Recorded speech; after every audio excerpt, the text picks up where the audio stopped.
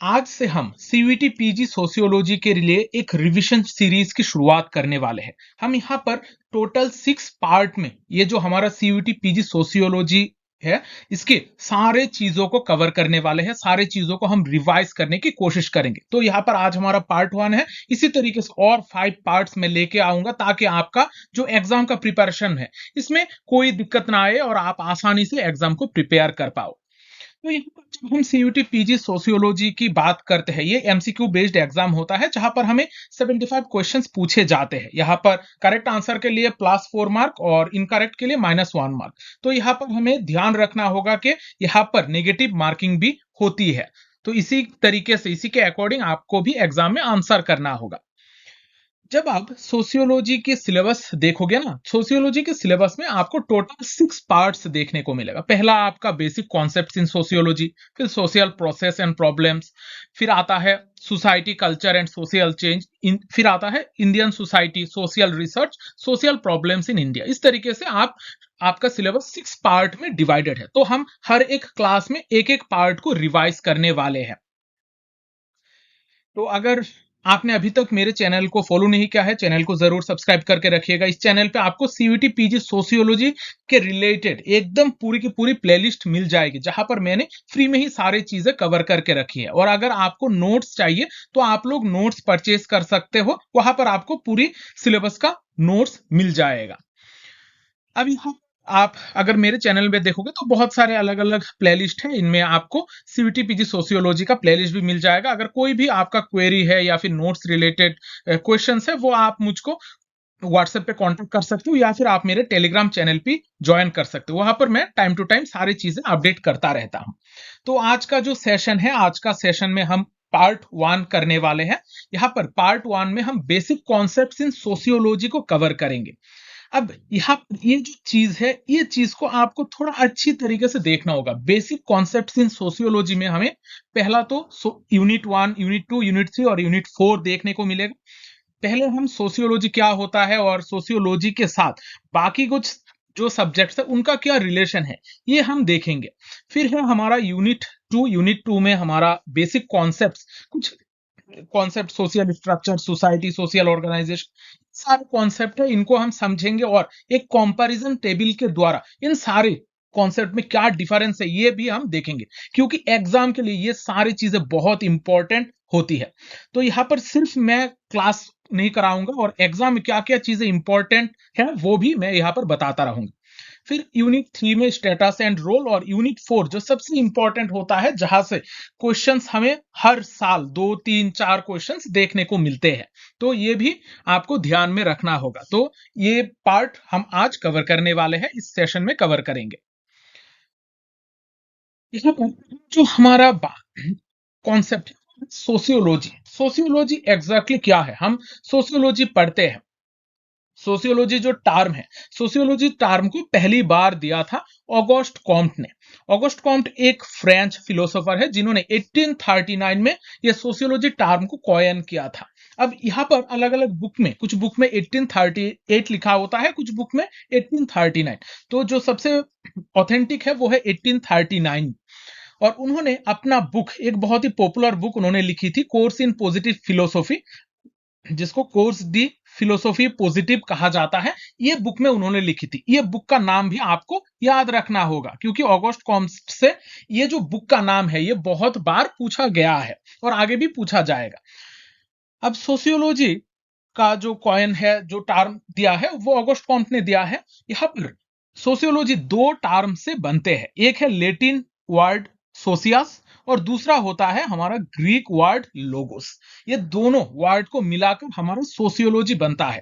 Latin word सोसियस का मतलब होता है कॉम्पेनियन या फिर सोसाइटी, और जो ग्रीक वर्ड लोगोस है उसका मतलब होता है स्टडी या फिर नॉलेज। यानी कि हम यहां पर कह सकते हैं स्टडी ऑफ सोसाइटी। सोशियोलॉजी यानी कि स्टडी ऑफ सोसाइटी। सोशियोलॉजी में हम पढ़ते कौन से चीज को है? सोशियोलॉजी में हम ह्यूमन बिहेवियर को पढ़ते हैं। जो लोग हमारी सोसाइटी में एक दूसरे के साथ इंटरेक्ट करते हैं, हमारे सोसाइटी में लोगों के बीच में हमें कुछ सोशल रिलेशनशिप्स देखने को मिलती है, वो जो सारे प्रोसेस है, इंटरेक्शन है, रिलेशनशिप है, इनको हम सोशियोलॉजी में पढ़ते हैं। यानी कि यहाँ पर ह्यूमन जो होते हैं, वो एक दूसरे के साथ ग्रुप में किस तरीके से बिहेवियर करते हैं उसको पढ़ा जाता है। तो सोशियोलॉजी एक ब्रॉड टाइप ऑफ साइंस हम इसको कह सकते हैं, जहां पर ह्यूमंस को लेकर बातचीत की जाती है, सोसाइटी, सोशल रिलेशनशिप, इंस्टीट्यूशन, ये सारी चीजें हमें यहाँ देखने को मिलती है। अब ये जो सोशियोलॉजी है, इस इमर्जेंस किस तरीके से हुआ है, इमर्जेंस के ऊपर भी मेरा सेपरेट लेक्चर है, आप वो देख सकते हो। मैं यहाँ पर सारी चीज शॉर्ट में समझाने की कोशिश करूंगा ताकि आपको टाइम वेस्ट ना हो। जो भी इंपॉर्टेंट पॉइंट्स है उन्हीं को ऊपर ही मैं फोकस करने वाला हूं। अब सोशियोलॉजी जो सब्जेक्ट है, ये एक दिन में इसका इमर्जेंस नहीं हुआ है। हमारी सोसाइटी में जितना ज्यादा प्रॉब्लम आती गई, उसी तरीके से हमारे सोसाइटी में कुछ नीड्स बढ़ती गई कि हमारे सोसाइटी में जो प्रॉब्लम्स है, प्रॉब्लम्स को हम किस तरीके से सॉल्व कर सकते हैं, क्या क्या प्रॉब्लम्स है जो हमारे सोसाइटी में आ रही है, इनको समझने के लिए एक सब्जेक्ट की जरूरत होती है, जो हमें बाद में सोशियोलॉजी के तौर पे देखने को मिलता है। सोसाइटी में बहुत सारे इवेंट्स, हमारे वर्ल्ड में बहुत सारे इवेंट्स जैसे Renaissance, enlightenment, French revolution, industrial revolution, ये सारे चीजें हमें देखने को मिलते हैं। सारे इवेंट्स हमारे यहाँ पर वर्ल्ड में होते हुए देखने को मिलती है। इनके वजह से, खास करके जो इंडस्ट्रियल रेवोल्यूशन है, उसके वजह से हमारी सोसाइटी में बहुत सारे चेंजेस होना स्टार्ट हो जाता है। लोग गांव से शहरों में बसने लगते हैं और जिसके वजह से सोसाइटी में एक अलग तरीके का कैवास, जो शहर होते हैं, अर्बन एरियाज होते थे, वहां पर बहुत ज्यादा कैवास, लोग ज्यादा बसने लगे थे, स्लम्स स्टार्ट होने लगे थे, तो यहाँ पर प्रॉब्लम्स होने लगी थी और ये सारे प्रॉब्लम को एड्रेस करने के लिए सब्जेक्ट की जरूरत थी। और वो जो सब्जेक्ट था वो था हमारा सोशियोलॉजी। और इसी तरीके से सोशियोलॉजी एक सब्जेक्ट उभर कर आया और बाद में धीरे धीरे ये इंस्टीट्यूशनलाइज्ड हो गया, यानी कि हमारा एकेडमिक फील्ड में इसको इंट्रोड्यूस किया गया। यहाँ पर लगभग 19th सेंचुरी की जो आखिर में है, हम ये सारी चीजें देखते हैं कि सोशियोलॉजी एक इंस्टीट्यूट, एक सब्जेक्ट की तरह उभर कर आता है। अब सोशियोलॉजी के रिगार्डिंग बहुत सारे अलग अलग थिंकर का डिफरेंट डिफिनेशन है। अब आपको एग्जाम में एक एक थिंकर का डेफिनेशन भी पूछा जा सकता है, तो आप जितना ज्यादा पढ़ोगे कौन से थिंकर ने कौन सी चीज के ऊपर जोर दिया है, ये आपको पता चलता जाएगा और डेफिनेशन भी आपको थोड़ा बहुत देखने की जरूरत है। अब एक बहुत इंपॉर्टेंट चीज है नेचर ऑफ सोशियोलॉजी। अब हम क्या करते हैं, ये जो हमारा बेसिक कॉन्सेप्ट जब भी हम पढ़ते हैं, हम नेचर, स्कोप या फिर कैरेक्टरिस्टिक्स, ये सारी चीजों को इग्नोर करके आगे बढ़ते हैं। लेकिन ऐसा नहीं करना है। अगर आपको बेहतर मार्क्स लाना है तो ये सारी चीजों को अच्छी तरीके से समझना होगा। आप अगर प्रीवियस ईयर के क्वेश्चंस को उठा के देखोगे ना, तो ये सारे पोर्शन से ही क्वेश्चन आते हैं और ज्यादातर स्टूडेंट्स इनमें ही गलती कर बैठते हैं, क्योंकि उनको इनका नेचर या फिर इसके कैरेक्टरिस्टिक्स के बारे में पता नहीं होता है। तो आप लोग थोड़ा अच्छी तरीके से ये जो नेचर कैरेक्टरिस्टिक्स है, इनको समझने की थोड़ा कोशिश कीजिएगा और इनको भी समझकर आगे बढ़िए। अब यहाँ पर नेचर ऑफ सोशियोलॉजी की जब हम बात करते हैं, सोशियोलॉजी हमारा एक सोशल साइंस होता है, ये कोई फिजिकल साइंस नहीं है। फिजिकल साइंस में हम क्या करते हैं, फिजिकल साइंस में हम बेसिकली फिजिकल ऑब्जेक्ट्स जो होते हैं उनके साथ डील करते हैं। सोशल साइंसेस में हमारे सोसाइटी के रिगार्डिंग जो भी चीजें हैं उनको हम स्टडी करते हैं। फिजिकल साइंसेस में जैसे फिजिक्स, केमिस्ट्री, ये सारी चीजें देखने को मिलती है। तो सोशियोलॉजी हमारा सोशल रिलेशनशिप को स्टडी करता है, सोसाइटी के तौर तरीकों को समझाता है, तो ये हमारा एक सोशल साइंस हो जाएगा। फिर सोशियोलॉजी एक कैटेगोरिकल डिसिप्लिन है, ये कोई नॉर्मेटिव डिसिप्लिन नहीं है। अब ये जो नॉर्मेटिव वर्ड है, ये बहुत बार एग्जाम में पूछा गया है। नॉर्मेटिव का मतलब क्या होता है? नॉर्मेटिव का मतलब होता है कि वैल्यू ओरिएंटेड, यानी कि सोसाइटी में, हमारा सोसाइटी किस तरीके का होना चाहिए, ये सोसाइटी का क्या वैल्यू होना चाहिए, नॉर्म क्या होना चाहिए, ये सारी चीजें हम सोशियोलॉजी में नहीं पढ़ते हैं। नॉर्मेटिव यानी कि नॉर्म्स क्या होने चाहिए, ये सारी चीजें हम सोसाइटी में नहीं पढ़ते हैं। सोशियोलॉजी में हम क्या पढ़ते हैं कि सोशल रिलेशनशिप किस तरीके से फंक्शन करता है, लोग एक दूसरे के साथ किस तरीके से इंटरेक्ट करते हैं, ये सारी चीजें, ये सारे पैटर्न्स हम पढ़ते हैं। यहाँ पर क्या होना चाहिए, फ्यूचर में क्या होने की जरूरत है, ये सारी चीजें हम यहाँ पर फोकस नहीं करते। सोसाइटी में जो भी घटनाएं घटती है उनको हम एज इट इज पढ़ते हैं। तो सोशियोलॉजी एक कैटेगोरिकल डिसिप्लिन है, ये कोई नॉर्मेटिव डिसिप्लिन नहीं है। सोशियोलॉजी एक प्योर साइंस है, यानी कि हम सोसाइटी में जो भी घटनाएं घटती है उनको पढ़ते हैं, ये कोई अप्लाइड साइंस नहीं है। हम अप्लाई करने के लिए सोसाइटी को नहीं पढ़ते हैं, बाद में अगर इसका कोई एप्लीकेशन भी आता है, लेकिन वो डायरेक्टली हम सोशियोलॉजिस्ट इसको इंप्लीमेंट नहीं करते हैं, गवर्नमेंट वगैरह या फिर और भी जो लोग होते हैं वो इसको इंप्लीमेंट करते हैं, लेकिन हम इसको एक प्योर साइंस की तरह ही पढ़ते हैं, जहां पर सोसाइटी के तौर तरीकों को हम यहाँ पर एड्रेस करने की कोशिश करते हैं। इसी तरीके से सोशियोलॉजी एक एब्स्ट्रैक्ट साइंस है, यहाँ पर बहुत सारे अलग अलग चीजें हमें पढ़ने को मिलता है, और ये एक डायनामिक तरीके का भी साइंस है। सोशियोलॉजी एक जनरल साइंस है, ये कोई पर्टिकुलर सब्जेक्ट या फिर कोई भी पर्टिकुलर इंडिविजुअल के ऊपर फोकस नहीं करता है। सोशियोलॉजी एक जनरल साइंस है, तो यह चीज भी थोड़ा ध्यान रखिएगा। फिर सोशियोलॉजी एक साइंटिफिक तौर तरीकों से हमारी सोसाइटी को स्टडी करते हैं, तो सोशियोलॉजी एक रैशनल एंड इंपेरिकल साइंस है, जो भी साइंटिफिक मेथड्स है उनको यूज करके हम सोशियोलॉजी को स्टडी करते हैं। नेक्स्ट है स्कोप ऑफ सोशियोलॉजी। अब स्कोप का मतलब क्या होता है? स्कोप का मतलब होता है सब्जेक्ट मैटर, हम कौन सी चीज को स्टडी करते हैं। अब अगर हम सोशियोलॉजी की स्कोप की बात करें, इसका स्कोप बहुत ही ब्रॉड है, ये बहुत सारी, इसका बाउंड्री जो है बहुत दूर फैला हुआ है, क्योंकि सोसाइटी को कोई अंत नहीं होता है और ये कॉन्टिन्यूअसली चेंज होता भी रहता है। तो इस वजह से स्कोप ऑफ सोशियोलॉजी को दो हिस्सों में बांटा गया है। एक है द स्पेशलिस्ट या फिर फॉर्मलिस्टिक स्कूल, और दूसरा है सिंथेटिक स्कूल। दोनों ही अपने अपने जगह पर अलग तरीके से सोसाइटी को समझने की कोशिश करते हैं।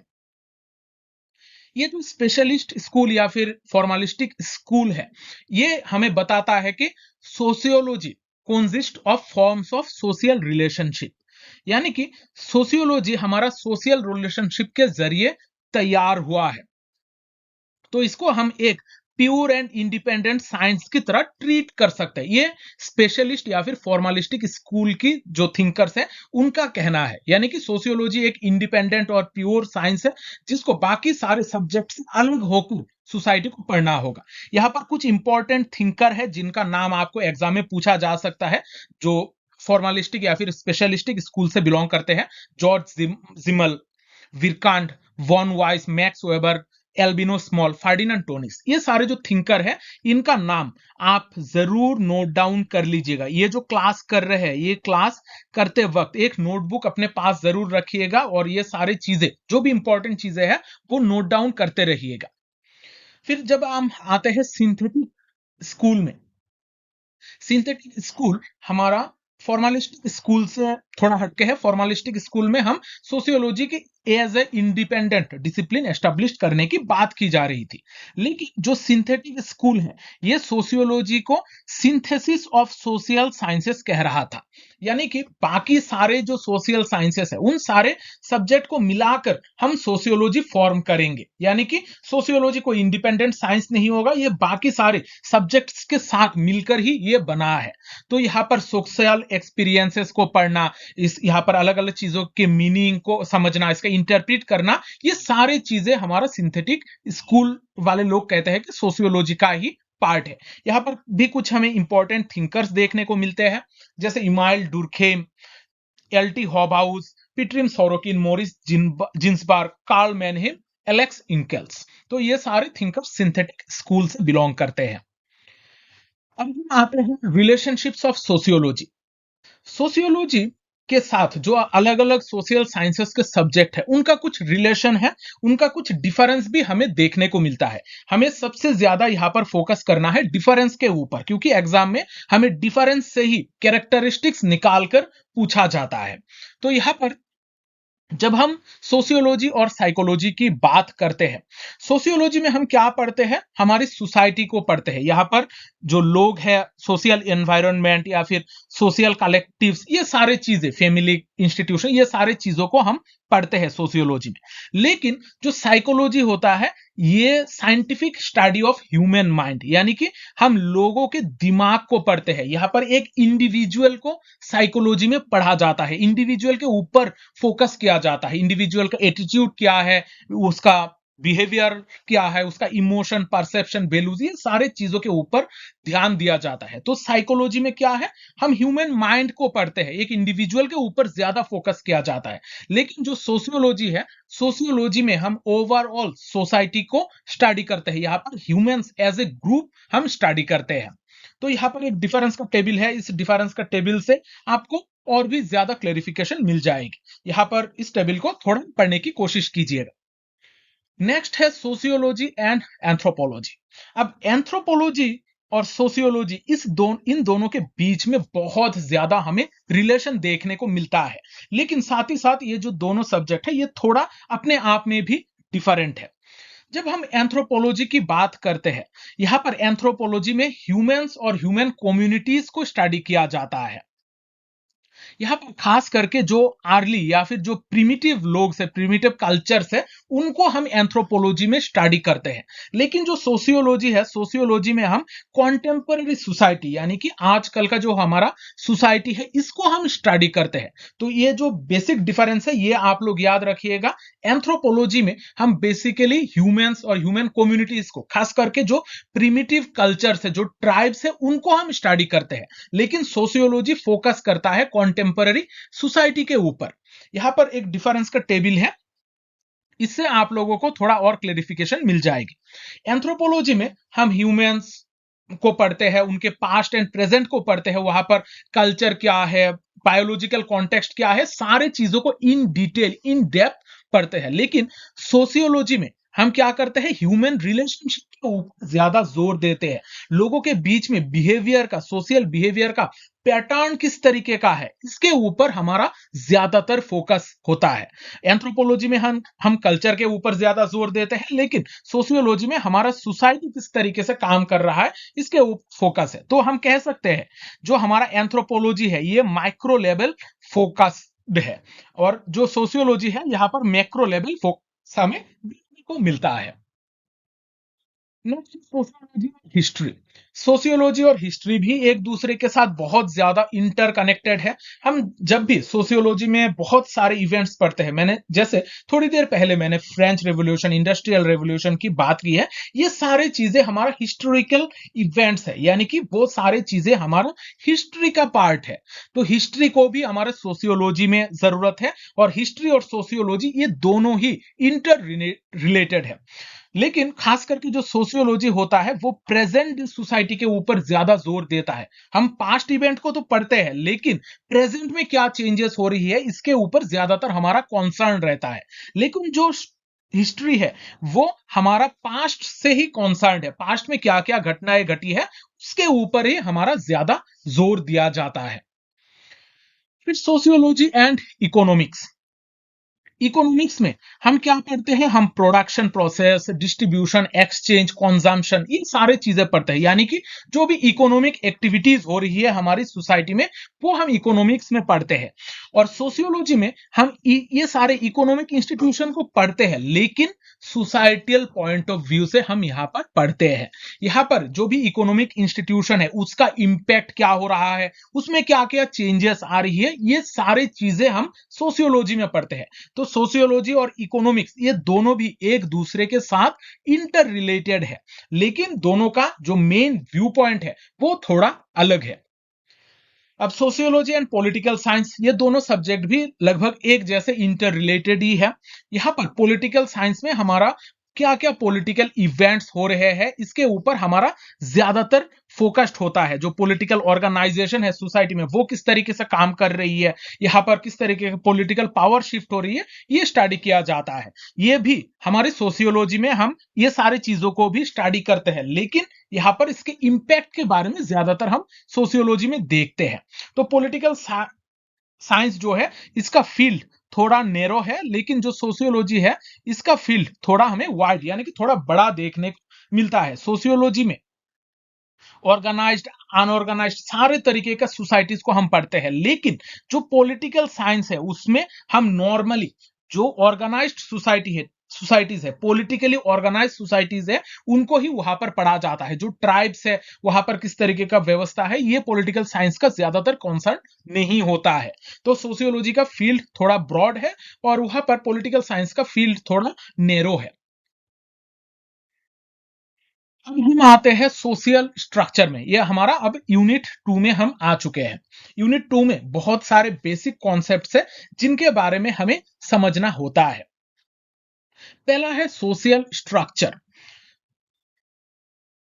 सोशल स्ट्रक्चर का मतलब होता है pattern and relatively stable arrangement, यानी कि हमारी सोसाइटी में किस तरीके का स्ट्रक्चर है। अगर हमारे सोसाइटी में जिस तरीके का पैटर्न है, जिसके वजह से हमारे सोसाइटी स्टेबल रहती है, यहाँ पर किस तरीके का चीजों में अरेंजमेंट है, लोग एक दूसरे के साथ किस तरीके से रिलेट है, अलग अलग चीजें किस तरीके का रिलेट करती है, ये सारी चीजें हमारा सोशल स्ट्रक्चर का पार्ट होता है। यहाँ पर हमारी सोसाइटी में जो सोशल रिलेशनशिप्स है, इंस्टीट्यूशंस है, रोल्स है, ये सारी चीजें किस तरीके से एक दूसरे के साथ इंटर रिलेटेड है, और ये सारे चीजें इंटर रिलेटेड होते हुए किस तरीके के कैसे सोसाइटी हमारा स्टेबल तरीके से चलता है, ये इसको हम सोशल स्ट्रक्चर कहते हैं। यानी कि यहाँ पर हमारा एक पैटर्न जो है सोसाइटी का, इसी को ही सोशल स्ट्रक्चर कहते हैं। अब सोशल स्ट्रक्चर जो कॉन्सेप्ट है, इसको पहली बार हार्बर्ट स्पेंसर ने दिया था। लेकिन जो सोशल स्ट्रक्चर बुक है, जो बुक का नाम है सोशल स्ट्रक्चर, इस बुक को लिखा था जीपी मार्डक, यानी कि जॉर्ज पीटर मार्डक ने। तो ये एमसीक्यू बेस्ड एग्जाम के लिए बहुत ज्यादा जरूरी है। अब सोशल स्ट्रक्चर का क्या इंपॉर्टेंट फीचर्स है, यहाँ पर स्टेटस और रोल जो है, यहाँ पर इनके ऑर्गेनाइज पैटर्न को हम स्टडी करते हैं। सोसाइटी में जो ऑर्गेनाइज पैटर्न है, इसको हम स्टडी करते हैं। सोशल स्ट्रक्चर में हमें अलग अलग तरीके का इंस्टीट्यूशंस जैसे जैसे family, religion, economy, politics, education, ये सारी चीजें देखने को मिलती है। साथ ही साथ सोशल स्ट्रक्चर हमारा रिलेटिवली स्टेबल होता है, लेकिन स्टेबल होने के साथ साथ ये डायनामिक है, यानी कि हमारे सोसाइटी में एक अंडरलाइंग स्ट्रक्चर है जो हमें देखने को मिलती है। जो जैसे आप आपके फैमिली में देखोगे कि पीढ़ी दर पीढ़ी कुछ कल्चर्स आप लोग फॉलो करते आ रहे हो, लेकिन इसके साथ साथ जो मॉडर्नाइजेशन का तरीका है, जैसे लैपटॉप्स, मोबाइल, ये जो यूज करना, ये सारी चीजें भी आप सीख रहे हो। तो कुछ पार्ट हमारा स्टेबल रहता है, लेकिन साथ ही साथ हमें बहुत सारे डायनामिक चीजें भी हमारी सोशल स्ट्रक्चर में देखने को मिलता है। यहां पर हमें एक फ्रेमवर्क प्रोवाइड किया जाता है सोशल इंटरेक्शन के रिलेटेड। सोशल स्ट्रक्चर हमें बताता है कि हम एक दूसरे के साथ किस तरीके से इंटरेक्ट करेंगे। यहाँ पर सोशल स्ट्रक्चर के रिगार्डिंग कुछ इंपॉर्टेंट बुक्स है, इन बुक्स को जरूर याद रखिएगा। इतने ज्यादा हार्ड कोई बुक्स नहीं है, बहुत सारे बुक्स के बारे में हम एक एक करके पढ़ेंगे, लेकिन अगर आप एक नोटबुक में इनको लिख कर रखोगे तो आपको याद रखने में बहुत ज्यादा आसानी होगी। आप अगर प्रीवियस ईयर के क्वेश्चन उठा के देखोगे तो बहुत सारे क्वेश्चंस का नाम पूछा गया है। तो यहाँ इंपॉर्टेंट बुक्स में हम देखते हैं सोशल स्ट्रक्चर, जो बुक लिखा है जीपी मार्डक ने। फिर एलिमेंट्स ऑफ सोशल ऑर्गेनाइजेशन, जिसको रेमंड फिर्थ ने लिखा है। द नूर, ये बहुत ही इंपॉर्टेंट एक बुक है जिसको इवांस प्रिचार्ड ने लिखा है। फिर एसएफ नडेल का एक बुक है the theory of social structure. Emile Durkheim का ये जो बुक है, ये बहुत बार एग्जाम में पूछा गया है, बहुत इंपॉर्टेंट है, the rules of sociological method. फिर है टेलकट पार्सन का बुक, ये भी इंपॉर्टेंट है, द सोशल सिस्टम। फिर रेडक्लिफ ब्राउन का एक बुक है द अंडमान आइलैंडर्स। अब ये जो बुक्स है, इनको भी जरूर याद रखिएगा। अब हम चलते हैं नेक्स्ट कॉन्सेप्ट, जो है हमारा सोसाइटी। अब सोसाइटी क्या है, हमने अभी तक बार बार एक ही चीज को पढ़ा है कि सोसाइटी सोसाइटी सोसाइटी का मतलब क्या होता है। यहां पर मैकाइवर का एक बहुत इंपॉर्टेंट डेफिनेशन है, society is a web of social relationship. हमारा आसपास जो भी चीजें जुड़ी हुई है, जो सोसाइटी में हमें अलग अलग तरीके का रिलेशनशिप देखने को मिलती है, इनको हम अगर एक जाले की तरह बना दे, इसको ही कहा जाता है सोसाइटी। जैसे आपके साथ मेरा एक रिलेशन है स्टूडेंट टीचर का, इसी तरीके से आपके साथ आपके माता पिता का एक रिलेशन है, फिर आपके जो पड़ोसी है उनके साथ एक रिलेशन है। इस तरीके से हम एक दूसरे के साथ जुड़े हुए होते हैं। यहां पर एक वेब हमें देखने को मिलता है सोशल रिलेशनशिप का। मैकाइवर ने इसी को ही सोसाइटी कहा है। अब सोसाइटी जो टर्म है, ये लेटिन वर्ड सोसियस से आता है। जो सोसियस है, इसका मतलब है कॉम्पेनियनशिप या फिर फ्रेंडशिप। अब ये सोसाइटी का मेन क्या क्या कैरेक्टरिस्टिक्स है। सोसाइटी में हमें कुछ पीपल्स के द्वारा कॉन्जिस्ट होता है, यानी कि कुछ लोग हमें देखने को मिलता है। लोगों के अलावा अगर लोग नहीं होंगे तो सोसाइटी नहीं रहेगी। हमें अलग अलग तरीके का सोसाइटी, जैसे rural society, urban society, primitive society, इस तरीके का डिफरेंट सोसाइटीज हमें देखने को मिलती है। और जहां पर हमें पीपल यानी कि लोग, इंसान देखने को मिलते हैं। यहाँ लोगों के बीच में सोसाइटी में म्यूचुअल इंटरेक्शन होता है और म्यूचुअल अवेयरनेस भी देखने को मिलता है। सोसाइटी डिपेंड्स ऑन लाइकलीनेस, यानी यहाँ पर अगर हमारी सिमिलरिटीज होंगी लोगों के बीच में, तभी सोसाइटी हमारा एग्जिस्ट करेगी। तो सोसाइटी लाइकलीनेस के ऊपर डिपेंडेंट है। अगर सिमिलरिटीज होंगी तभी हमारा सोसाइटी बेहतर चलेगा, नहीं तो सोसाइटी में कॉन्फ्लिक्ट बढ़ता रहेगा और सोसाइटी एक बार डिस्ट्रॉय भी होने के चांसेस है। फिर सोसाइटी में बहुत सारे डिफरेंस भी देखने को मिलता है। जैसे हमारे बीच में सिमिलरिटीज होती है, इसी तरीके से यहाँ पर हमें कुछ डिफरेंस देखने को मिलता है। जैसे आपका फेस और मेरा फेस सेम नहीं होगा, लैंग्वेजेस में डिफरेंस, कल्चर में डिफरेंस भी देखने को मिल सकता है। यहाँ पर सोसाइटी में हमें कोऑपरेशन भी देखने को मिलता है, साथ ही साथ डिवीजन ऑफ लेबर। ये जो डिवीजन ऑफ लेबर है, ये हमारी सोशियोलॉजी में दिया था इमाइल डुर्खेम ने। इमाइल डुर्खेम ने ये डिवीजन ऑफ लेबर का कॉन्सेप्ट दिया था, जो बहुत बार पूछा जाता है। फिर हम आते हैं theories on origin of society. हमारी सोसाइटी किस तरीके से आई है, इसका ओरिजिन किस तरीके से हुआ है, इसको लेकर बहुत सारे अलग अलग थिंकर्स के डिफरेंट थ्योरी है। पहला है हमारा divine origin theory. Divine origin theory हमें कहता है कि जो सोसाइटी है इसको भगवान ने ही क्रिएट किया है, भगवान के द्वारा ही सोसाइटी को क्रिएट किया गया है। फिर है फोर्स थ्योरी। फोर्स थ्योरी हमें कहता है कि हमारी सोसाइटी में दो तरीके के लोग होते हैं, एक होते हैं हमारा वीक और दूसरे होते हैं स्ट्रॉन्ग। यहाँ पर जो वीकर लोग हैं, इनको दबाने के लिए ही सोसाइटी को क्रिएट किया गया है स्ट्रॉन्ग पीपल के द्वारा। यानी कि जो भी स्ट्रॉन्ग से जो पावरफुल लोग हैं, वो ही सोसाइटी को क्रिएट करते हैं, उनको पावर को जो भी निचले वर्ग के वीकर सेक्शन के लोग हैं उनके ऊपर इंपोज करने के लिए। फिर है पेट्रियार्कल एंड मेट्रियार्कल थ्योरीज, जहां पर फैमिली सिस्टम की एक्सपांशन की वजह से हमारा सोसाइटी तैयार होता है। कुछ होता है पेट्रिलिनियल सोसाइटी जहां पर मेल्स डोमिनेट करते हैं, कुछ होते हैं मेट्रियार्कल सोसाइटीज जहां फीमेल्स डोमिनेट करती है। तो फैमिली की एक्सपांशन की वजह से इनका कहना है कि सोसाइटी क्रिएट हुआ है। इसके अलावा दो और थ्योरीज है। Social contract theory, social contract theory को दिया था थॉमस होबेस ने। तो सोशल कॉन्ट्रैक्ट थ्योरी में कहा जाता है कि जो सोसाइटी के लोग हैं एक दूसरे के साथ कॉन्ट्रैक्ट में रहते हैं, उन दोनों के बीच में कुछ रिलेशनशिप एस्टैब्लिश्ड होते हैं। तो ये कॉन्ट्रैक्ट के जरिए ही एक दूसरे की जरूरत की वजह से उनमें कॉन्ट्रैक्ट होता है, सोशल कॉन्ट्रैक्ट होता है, जिसके वजह से हमारा सोसाइटी ओरिजिन होता है। फिर है हमारा ऑर्गेनिज्मिक थ्योरी।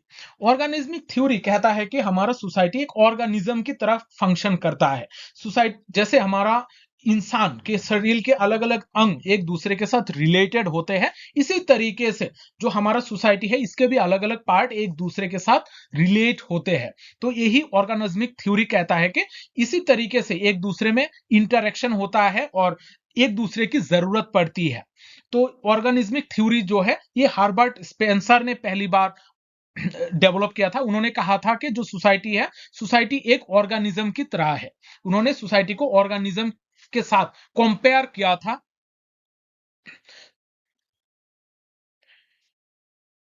नेक्स्ट जो हमारा कॉन्सेप्ट है वो है सोशल ऑर्गेनाइजेशन। ऑर्गेनाइजेशन जब हम वर्ड सुनते हैं, ऑर्गेनाइजेशन वर्ड से ही हमें पता चलता है कि यहां पर कुछ लोग एक साथ इकट्ठा मिलकर रहेंगे। तो सोशल ऑर्गेनाइजेशन का मतलब होता है पैटर्न एंड स्ट्रक्चर्ड रिलेशनशिप। जब हमारी सोसाइटी में कुछ पैटर्न होगा और स्ट्रक्चर के जरिए एक दूसरे के साथ रिलेशनशिप होगी, इसको हम कहेंगे सोशल ऑर्गेनाइजेशन। सोशल ऑर्गेनाइजेशन में कुछ इंडिविजुअल्स होंगे या फिर कुछ ग्रुप्स होंगे जिनका कुछ similar norms, values, roles and institutions होंगी। जहां पर जो सोशल ऑर्गेनाइजेशन होंगे उनका पर्टिकुलर सिमिलर कुछ norms, values, roles and institutions होंगे, जो वो लोग कुछ ना कुछ एक गोल अचीव करने के लिए एक दूसरे के साथ काम करेंगे। तो सोशल ऑर्गेनाइजेशन में हमारा कुछ पैटर्न एंड स्ट्रक्चरल रिलेशनशिप होगी जो कुछ ना कुछ कॉमन गोल अचीव करने के लिए काम कर रहे होंगे।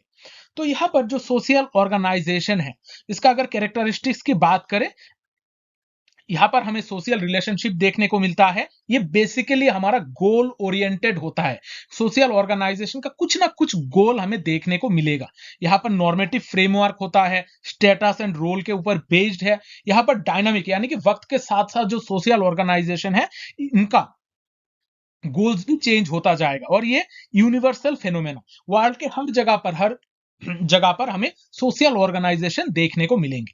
अब सोशल ऑर्गेनाइजेशन बहुत सारे अलग अलग तरीके के हो सकते हैं, इनके अलग अलग टाइप्स हैं।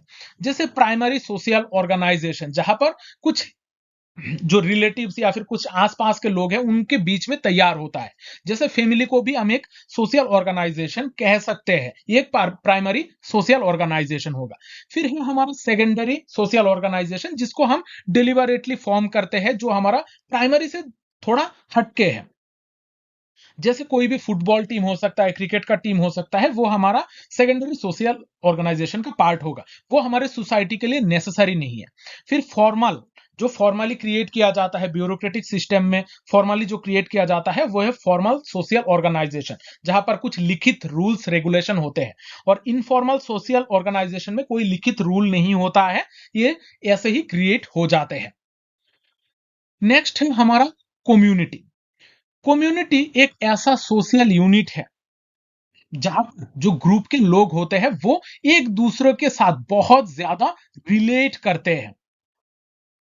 जब लोग एक दूसरे के साथ रहते हैं, एक दूसरे के साथ फीलिंग्स को शेयर करते हैं, उनके बीच में एक कोई फीलिंग क्रिएट होती है, कल्चरल सिमिलरिटीज होती है, तब इसको हम कहते हैं कम्युनिटी। कम्युनिटी टर्म जो है बाकी सारी चीजों से अलग है। यहाँ पर कुछ इंपॉर्टेंट कैरेक्टरिस्टिक्स हमें कम्युनिटी में देखने को मिलता है जो बाकी जो कॉन्सेप्ट हमने पढ़े हैं वहां पर देखने को नहीं मिलता है। जैसे कि डिफाइंड टेरिटोरी। कम्युनिटी में डिफाइंड टेरिटोरी यानी कि एक जियोग्राफिकल लोकेशन देखने को मिलता है। एक पर्टिकुलर जियोग्राफिकल लोकेशन में कोई एक पर्टिकुलर कम्युनिटी रहेगा, वहां का कुछ पॉपुलेशन होगा और उनके बीच में क्लोज सोशल रिलेशनशिप होगा। अगर क्लोज सोशल रिलेशनशिप नहीं है तो वो कम्युनिटी नहीं कहलाएगा। फिर यहाँ पर उनके बीच में कुछ कल्चरल सिमिलरिटीज होगी, वही फीलिंग हमें देखने को मिलता है, यानी कि यहाँ पर कम्युनिटी सेंटिमेंट होना जरूरी है। ये जो दो चीज है, जैसे डिफाइंड टेरिटोरी है, डिफाइनाइट टेरिटोरी और वही फीलिंग, ये दोनों एकदम इंपॉर्टेंट कैरेक्टरिस्टिक्स है। इनके बगैर कोई भी कम्युनिटी क्रिएट नहीं हो सकता है। लोगों के बीच में वही फीलिंग होना जरूरी है। यहाँ पर ऑर्गेनाइज्ड इंटरेक्शन भी होगा। जैसे अलग अलग कम्युनिटीज के जो कुछ रिचुअल्स होते हैं या फिर कुछ बिहेवियर्स होते हैं, जो वहां पर ऑर्गेनाइज इंटरेक्शन हमें देखने को मिलता है। अब कम्युनिटी के रिगार्डिंग एक बहुत ही इंपॉर्टेंट कॉन्सेप्ट है जेमिनशेफ्ट एंड जेसलसेफ्ट।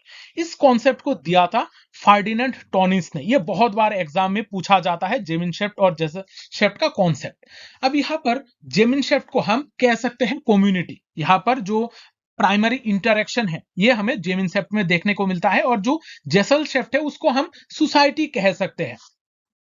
जेमिनशेफ्ट में हमें जो रिलेशनशिप है वहां पर पर्सनल या फिर ट्रेडिशनल होते हैं, लेकिन जो जेसलशेप होता है वहां पर कॉन्ट्रैक्ट बेस्ड, लोगों के सोसाइटी में जो कॉन्ट्रैक्ट बेस्ड सेकेंडरी जो रिलेशनशिप है वो हमें देखने को मिलता है। तो जेमिनशेफ्ट को हम कम्युनिटी कह सकते हैं और जेसलशेप को हम सोसाइटी कह सकते हैं।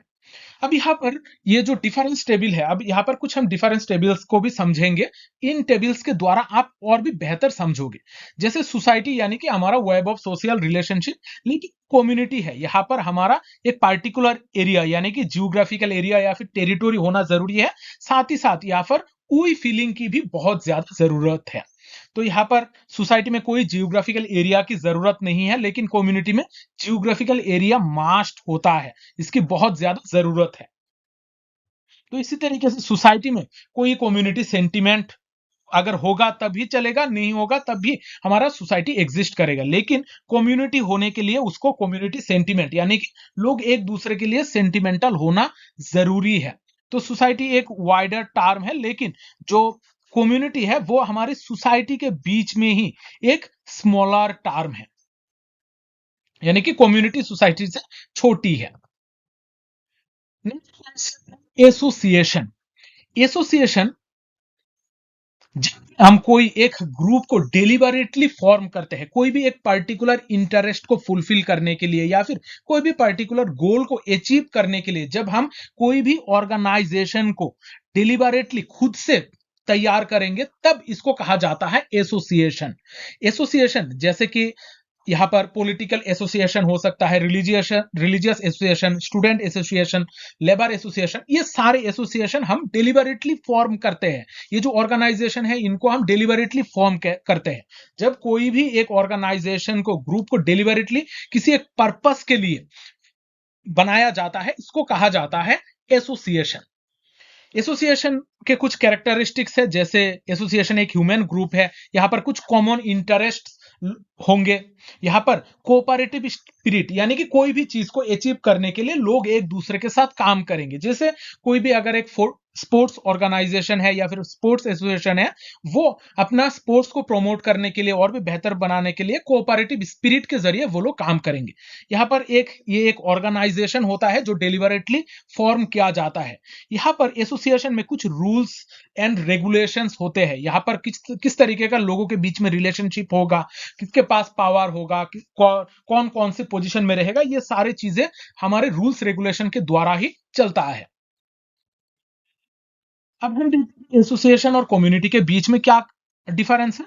एसोसिएशन डेलिबरेटली फॉर्म किया जाता है लेकिन कम्युनिटी हमें बहुत अरसे से देखने को मिलता है। यहाँ पर बाय बर्थ हम किसी एक कम्युनिटी का मेंबर होते हैं लेकिन एसोसिएशन में बाय बर्थ हम किसी एसोसिएशन का पार्ट नहीं होते हैं। हमें डेलिबरेटली खुद ब खुद उस एसोसिएशन को ज्वाइन करना पड़ता है। एसोसिएशन में कुछ इंटरेस्ट हम फुलफिल करते हैं, कुछ इंटरेस्ट के लिए एसोसिएशन बनाया जाता है लेकिन कम्युनिटी जो होता है वो कोई भी पर्टिकुलर इंटरेस्ट के लिए नहीं होता है। यहाँ पर ग्रुप जो भी लोग मेंबर उसका पार्ट होते हैं सारे लोगों का कम्युनल एक इंटरेस्ट यहाँ पर हमें देखने को मिलता है। अब एसोसिएशन और इंस्टीट्यूशन में भी बहुत सारे डिफरेंस है। आप लोग थोड़ा ये टेबल को देखिएगा, मैंने जो प्रीवियसली क्लास कराया वहां पर सारे चीजों को डिटेल में मैंने डिस्कस करके रखा है तो आप लोग वो भी थोड़ा देख लीजिएगा। अभी में एसोसिएशन और इंस्टीट्यूशन, हमारा इंस्टीट्यूशन जो टर्म है यहाँ पर हम नहीं पढ़ रहे हैं, इसको बाद के नेक्स्ट क्लासेस में हम देखेंगे। अब ये चीज मैं थोड़ा डिस्कस कर देता हूं। इंस्टीट्यूशन का मतलब क्या है। इंस्टीट्यूशन का मतलब होता है organised way of doing thing, यानी कि जब भी कोई तरीके से कोई एक सही ऑर्गेनाइज तरीके से किसी भी चीज को करना अगर होगा उसको हम कहते हैं इंस्टीट्यूशन। यानी कि यहाँ पर कॉमन प्रोसीड्यूर की बात की जाती है। ये इंस्टीट्यूशन के डेफिनेशन में हर किसी को थोड़ी ना थोड़ी दिक्कत होती है तो इंस्टीट्यूशन को ध्यान रखिएगा। इंस्टीट्यूशन में कोई भी लोग मेंबर इसका इंस्टीट्यूशन का पार्ट नहीं होते हैं। इंस्टीट्यूशन एक प्रोसीड्यूर है, एक कॉमन प्रोसीड्यूर है जहां पर किसी भी एक तरीके से चीजों को करने के ऊपर जोर दिया जाता है। जैसे अगर हम मैरिज की बात करें, मैरिज एक इंस्टीट्यूशन है, यहां पर किस तरीके से सोसाइटी में लोग रहेंगे ये बात बताई जाती है लेकिन कोई भी एक इंसान मैरिज का पार्ट नहीं होता है, कोई भी एक इंसान लॉ या फिर एजुकेशन का पार्ट नहीं होता है।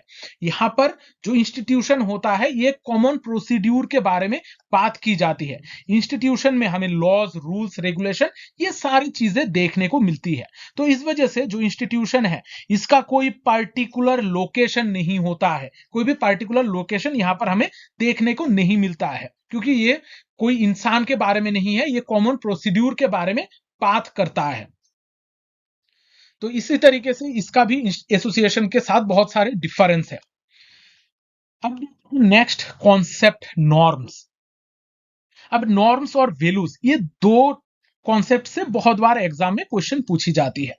नॉर्म्स यानी कि कुछ prescribed rules of society. Society कुछ रूल्स लोगों के ऊपर इंपोज करती है ताकि लोगों के बिहेवियर को गाइड कर सके।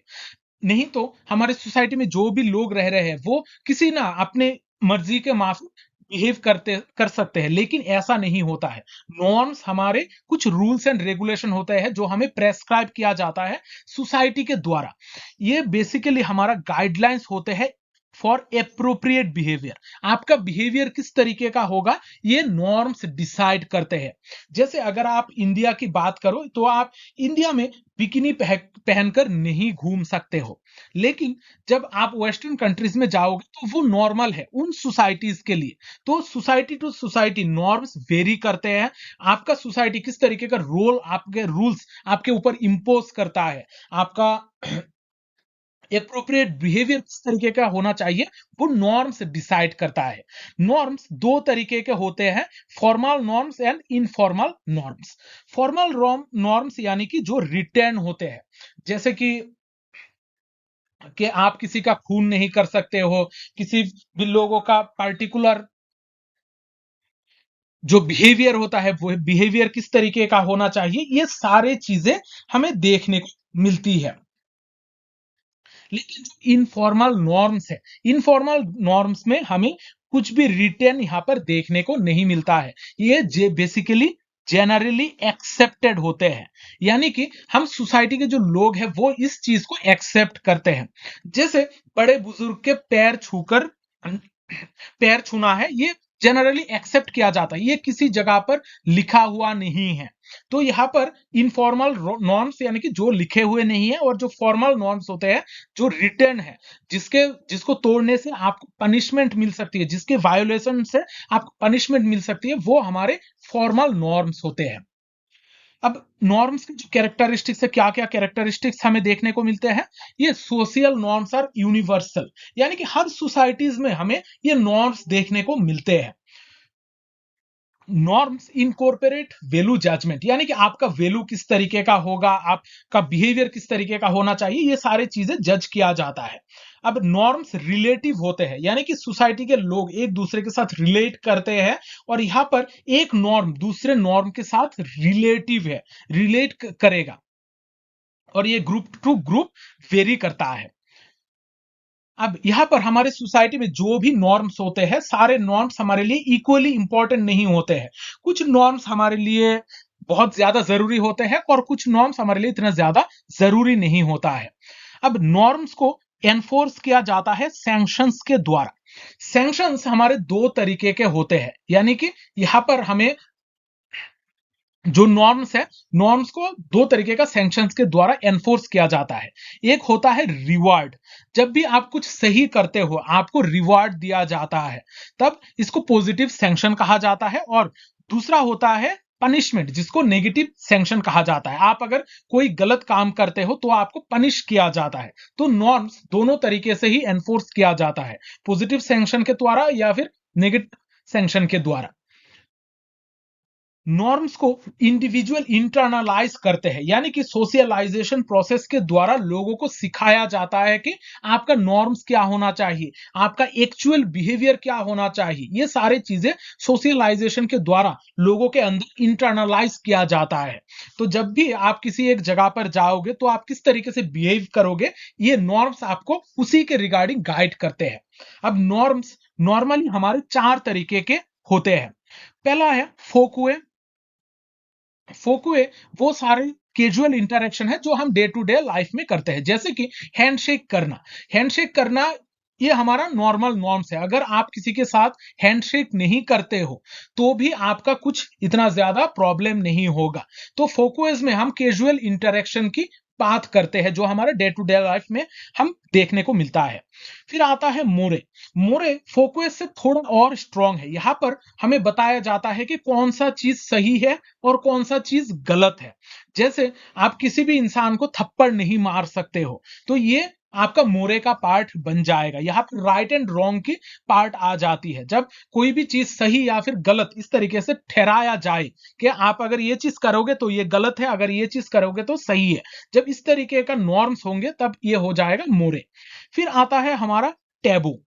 टैबू स्ट्रॉन्ग नेगेटिव नॉर्म्स होते हैं। टेबू टेबू बेसिकली हमारा सेक्सुअली रिलेटेड नॉर्म्स है। यहां पर अगर आप किसी के साथ गलत तरीके से बिहेवियर करते हो, जो आपको, ये खास करके जो सेक्सुअली आप अगर किसी के साथ रिलेशनशिप में जाते हो जो आपके सोसाइटी के द्वारा मान्यता नहीं दी गई है। जैसे कि आप आपके सिस्टर के साथ या फिर आप मदर फादर के साथ, जो भी आपके क्लोज रिलेटिव है उनके साथ आपका इंटीमेटिंग जो सिचुएशन है वो नहीं होना चाहिए। ये हमारा स्ट्रॉन्ग नेगेटिव नॉर्म्स होते हैं, और जिसके वजह से आपको सोसाइटी से बाहर निकाल दिया जा सकता है या फिर आपको एक्सट्रीम तरीके का पनिशमेंट मिल सकता है। तो टेबू हमारा स्ट्रॉन्ग नेगेटिव नॉर्म्स होते हैं।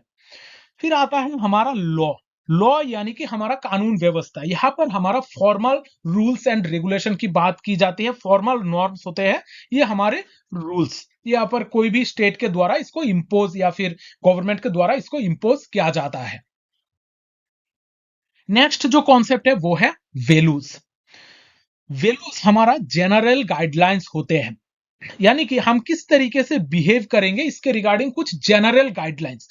आप ये चीजों को मान भी सकते हो, नहीं भी मान सकते हो। अब ये जो वैल्यूज होते हैं ये इंडिविजुअल टू इंडिविजुअल वेरी करते हैं। ये हमारा जनरल स्टैंडर्ड्स है जिसके द्वारा हम सही और गलत को पहचानते हैं। कौन सा चीज खूबसूरत है और कौन सा चीज बदसूरत है, ये सारे चीजें हम डिसाइड करते हैं। यानी कि values individual to individual vary करता है, और यहां पर एक जनरल स्टैंडर्ड्स होता है कि सही और गलत का आप किस तरीके से पहचान करोगे। अब यहाँ पर वैल्यूज का भी बहुत सारे कैरेक्टरिस्टिक्स है। यहाँ पर फेथ एंड बिलीफ का मैटर आ जाता है वैल्यूज में। यहाँ पर बहुत सारे एब्स्ट्रैक्ट कॉग्निटिव एलिमेंट देखने को मिलता है।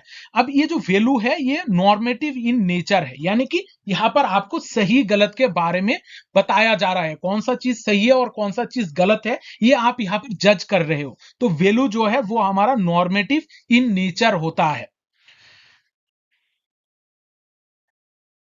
अगर हम टाइप्स ऑफ वैल्यूज की बात करें, बहुत सारे अलग अलग तरीके का वैल्यूज है। जैसे मोरल वैल्यूज, जैसे आपका मोरालिटी किस तरीके का होना चाहिए। जैसे आप आपके पेरेंट्स को रेस्पेक्ट करोगे, आप झूठ नहीं बोलोगे, ये सारे चीजें आपका मॉरल वैल्यूज होते हैं।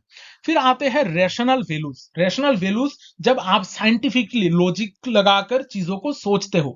जैसे आपको हार्ड वर्क करना है आपको एग्जाम पास करने के लिए, ये आपका रेशनल वैल्यूज है। आप पूजा पाठ करके पास नहीं हो सकते हो, आपको मेहनत करना होगा, साइंटिफिक तरीके से पढ़ाई करना होगा। ये हमारा हो जाएगा रेशनल वैल्यूज। फिर आता है एस्थेटिक वैल्यूज। यहाँ पर आर्ट, लिटरेचर, कल्चर, म्यूजिक, ये सारे चीजों में कौन सी चीज आप इंटरेस्ट रखोगे, कौन सा चीज आपके लिए सही है, ये आप डिसाइड करते हो। तो aesthetic values individual to individual बहुत ज्यादा वेरी करता है। फिर यहाँ पर हमें दो और तरीके का वैल्यूज देखने को मिलता है। डोमिनेंट वैल्यूज, यानी कि कुछ स्ट्रॉन्ग वैल्यूज जो आपको मानने ही मानने हैं। बहुत सारे लोगों का मानना है कि मैं झूठ नहीं बोलूंगा, वो जिंदगी भर कभी भी झूठ नहीं बोलते हैं। तो कोई ना कोई एक पर्टिकुलर वैल्यू है जो आपके दिमाग में स्ट्रॉन्ग इंपैक्ट रखता है, तो उसको हम कहते हैं डोमिनेंट वैल्यू। फिर आता है वेरिएंट वैल्यूज, जिसमें बदलाव के चांसेस है। यानी कि आप किस तरीके का बिहेव करोगे ये आपका फ्रीडम होता है। आप आपके चॉइस के हिसाब के डिजायर के हिसाब से आप आपका डिसीजन वैल्यूज चेंज कर सकते हो। इनको कहा जाता है variant values. Dominant values strong impact रखते हैं जिनको बदलना मुश्किल है, जो लगभग इम्पॉसिबल होता है। और जो वेरिएंट वैल्यूज होते हैं वो हम बदल सकते हैं अपनी चॉइस के हिसाब से, डिजायर के हिसाब से। अब यहां पर एक डिफरेंस का टेबल है, ये डिफरेंस का टेबल की बहुत अच्छी तरीके से देखिएगा। नॉर्म्स क्या होते हैं, हमारा स्पेसिफिक गाइडलाइंस, लेकिन वैल्यूज होते हैं हमारा जनरल गाइडलाइंस। इनको हम मान भी सकते हैं, नहीं भी मान सकते हैं। नॉर्म्स हमारे सोसाइटी के लोगों के द्वारा माना जाता है, यानी कि हमारा एक एक्सेप्टेड स्टैंडर्ड ऑफ बिहेवियर, हम किस तरीके से बिहेव करेंगे ये यहां पर बताया जाता है। लेकिन जो वैल्यूज है वो एक इंडिविजुअल के द्वारा माना जाता है कि कौन सा चीज सही है और कौन सा चीज गलत है। यहाँ पर जो नॉर्म्स होते हैं वो एक्सेप्टेड बाय सोसाइटी होते हैं, यानी कि सोसाइटी इन नॉर्म्स को एक्सेप्ट करता है।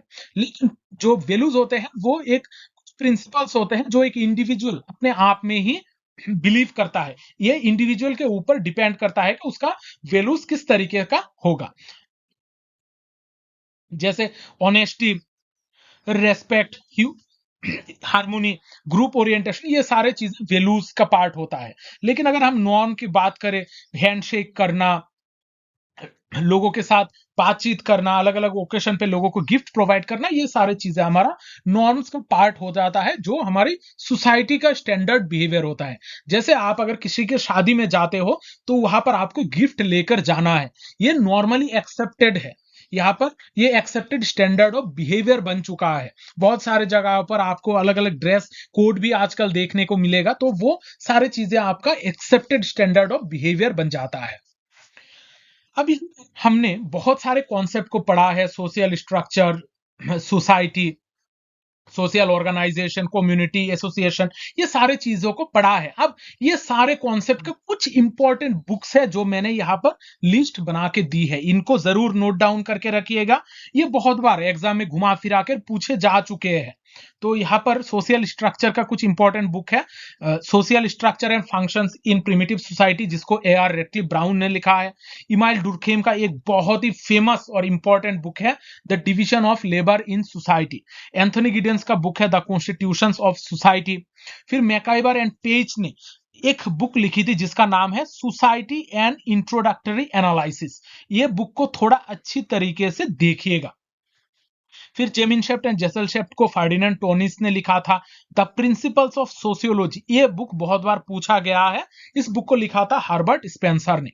इकोनॉमी एंड सोसाइटी को लिखा है मैक्स वेबर ने। फिर फिर social theory and social structure को आर के मार्टन ने लिखा है। द सोशल सिस्टम को Talcott Parson, the city book Robert Ezra Park ने लिखा है। इसके अलावा मैक्स वेबर ने भी ये बुक लिखा है, सेम बुक का नाम पे उनका भी बुक है। फिर ह्यूमन सोसाइटी एक इंपॉर्टेंट बुक है जो किंग्सले डेविस ने लिखा है। फोकुएस बहुत इंपॉर्टेंट बुक है, ये नाम जरूर याद रखिएगा। इस बुक को लिखा है डब्ल्यू.जी. सुमनर ने। डब्ल्यू.जे. सुमनर ने ये फोकुएस बुक में ही फोकुए और मोरे का जो कॉन्सेप्ट है ये दिया था। फिर मैक्स वेबर का एक और इंपॉर्टेंट बुक है the methodology of the social sciences. तो ये बुक का नाम थोड़ा याद रखिएगा, इनको जरूर नोट डाउन करके रखिएगा। अभी हम जो भी कॉन्सेप्ट पढ़ा है इनको एक सामारी टेबल के द्वारा समझने की कोशिश करते हैं, क्योंकि इतने सारे कॉन्सेप्ट है, आप बार बार पढ़ रहे हो लेकिन याद होने आपका नहीं रह रहा है। तो इस वजह से मैंने एक टेबल के फॉर्मेट में दिया है ताकि सारी चीजें हम एक जगह पर देख सके और आसानी से सारी चीजों को समझ सके। अब सोशल स्ट्रक्चर का मतलब क्या होता है? सोशल स्ट्रक्चर का मतलब होता है pattern arrangement of status, roles and institution. जब पैटर्न तरीके का हमारे सोशल रिलेशनशिप होंगे, अरेंज्ड होंगे सोसाइटी के अलग अलग चीजें, तब इसको हम सोशल स्ट्रक्चर कहते हैं। लेकिन जो सोसाइटी होता है वो हमारा वेब ऑफ सोशल रिलेशनशिप, यानी कि लोग जब एक दूसरे के साथ सोशल रिलेशनशिप के साथ जुड़े हुए होते हैं उसको हम सोसाइटी कहते हैं। लेकिन सोशल ऑर्गेनाइजेशन किसको कहा जाता है? जब ऑर्डर्ड अरेंजमेंट होता है रिलेशनशिप का। यहां पर गोल ओरिएंटेड होता है सोशल ऑर्गेनाइजेशन। कोई भी एक पर्टिकुलर गोल को फुलफिल करने के लिए सोशल ऑर्गेनाइजेशन होता है। फिर कम्युनिटी, जहां पर लोग एक साथ इकट्ठा एक ही टेरिटोरी में रहते हैं, जियोग्राफिकल लोकेशन में रहते हैं और उनके बीच में वही फीलिंग होता है। और जो एसोसिएशन होता है, एसोसिएशन में डेलिबरेटली फॉर्म की जाती है।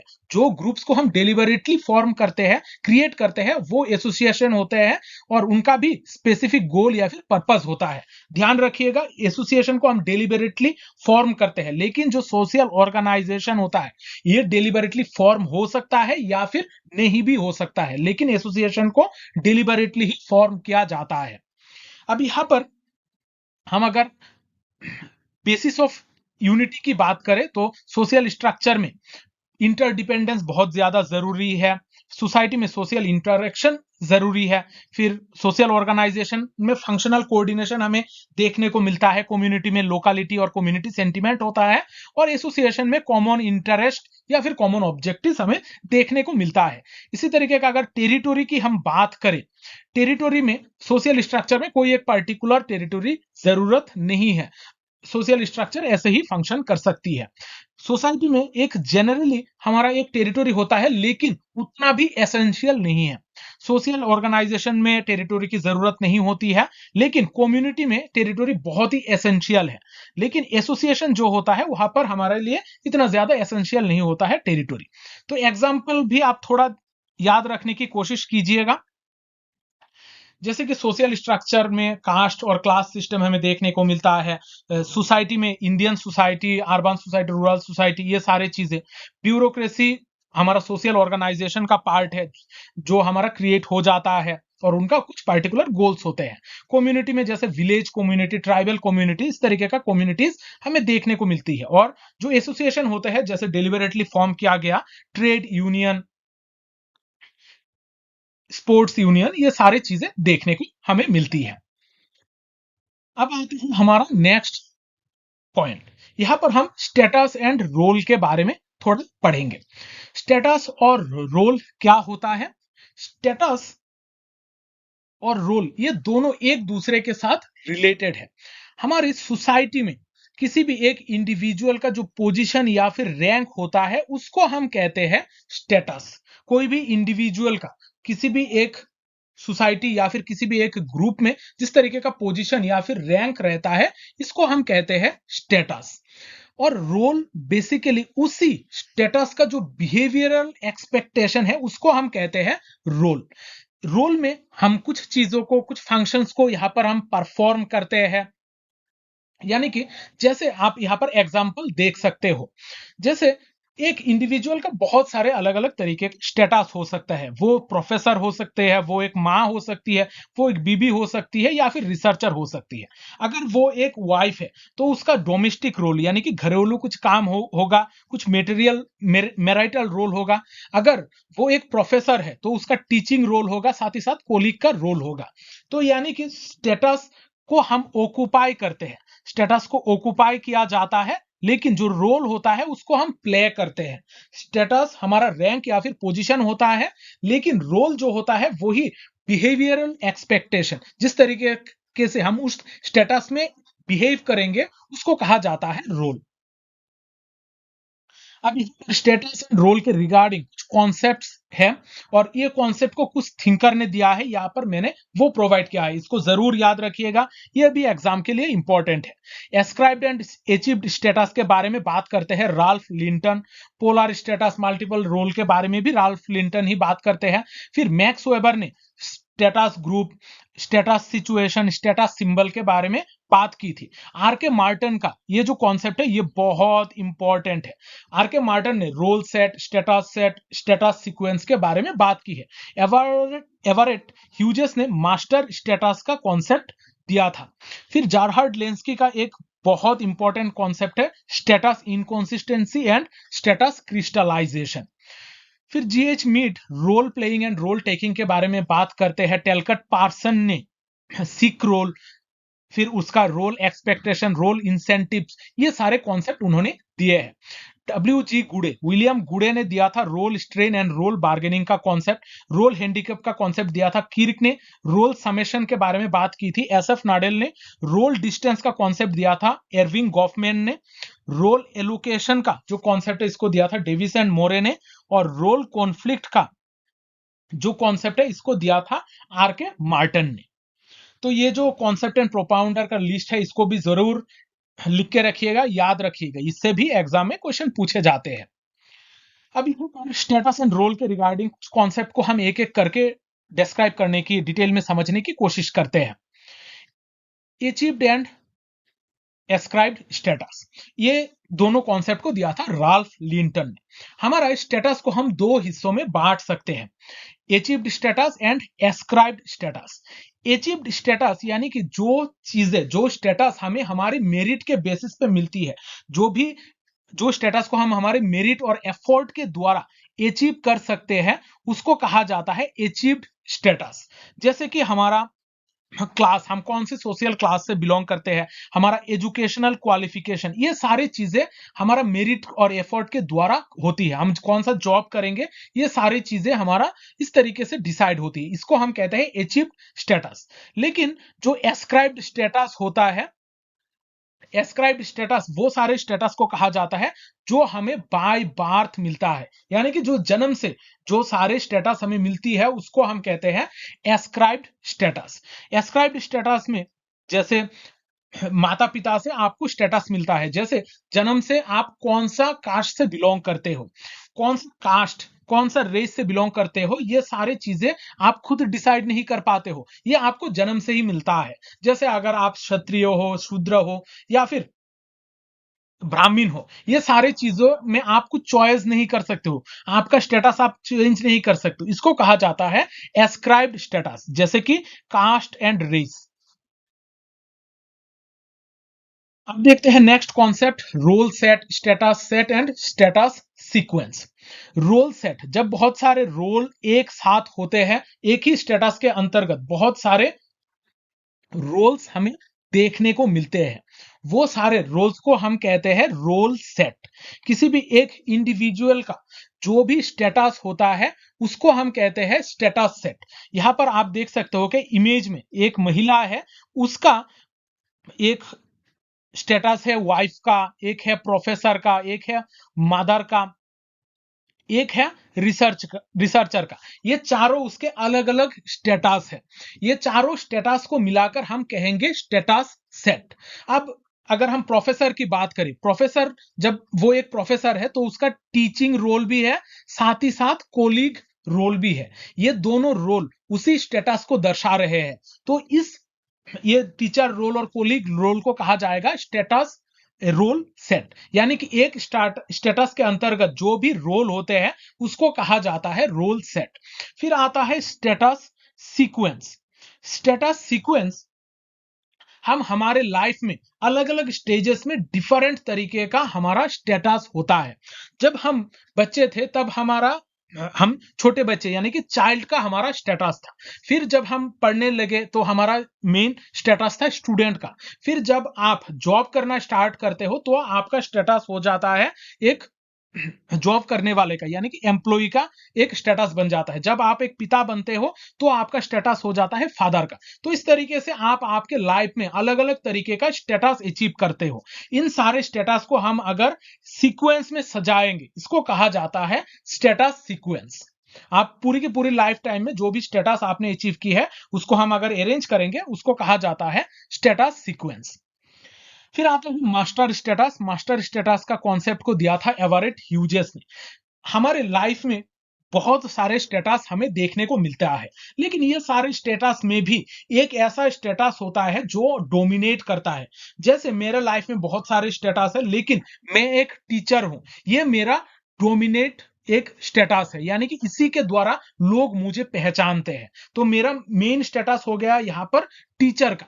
तो जब भी कोई एक ऐसा स्टेटस हो जो आपके बाकी सारे स्टेटस में बेहतर है और जिसके द्वारा आपको पहचाना जाता है, उसको कहा जाता है मास्टर स्टेटस। जैसे अगर कोई डॉक्टर है उसको डॉक्टर ये कहा जाएगा, इंजीनियर है उसका इंजीनियर का जो स्टेटस है वो ही बेहतर होगा। इसके अलावा उसका और भी बहुत सारे स्टेटस होंगे, वो एक किसी का एक सन हो सकता है या फिर डॉटर हो सकता है, या फिर वो किसी का फादर या फिर मदर हो सकते हैं। तो ये सारी चीजें स्टेटस है, लेकिन एक स्टेटस है जो डोमिनेट करता है, इसको कहा जाता है मास्टर स्टेटस। इस कॉन्सेप्ट को दिया था एवरेट ह्यूजेस ने। फिर आता है जारहार्ड लेंस्की का दो important concept, status inconsistency and status crystallization. अब यहां पर हम हमारे लाइफ में जो भी स्टेटस हमारा होता है उस स्टेटस को हम थ्रू आउट लाइफ हम निभा नहीं पाते हैं, या फिर हमारा जो स्टेटस का पोजीशन है उसमें कुछ हमें डिस्क्रिपेंसी या फिर कुछ प्रॉब्लम देखने को मिलती है।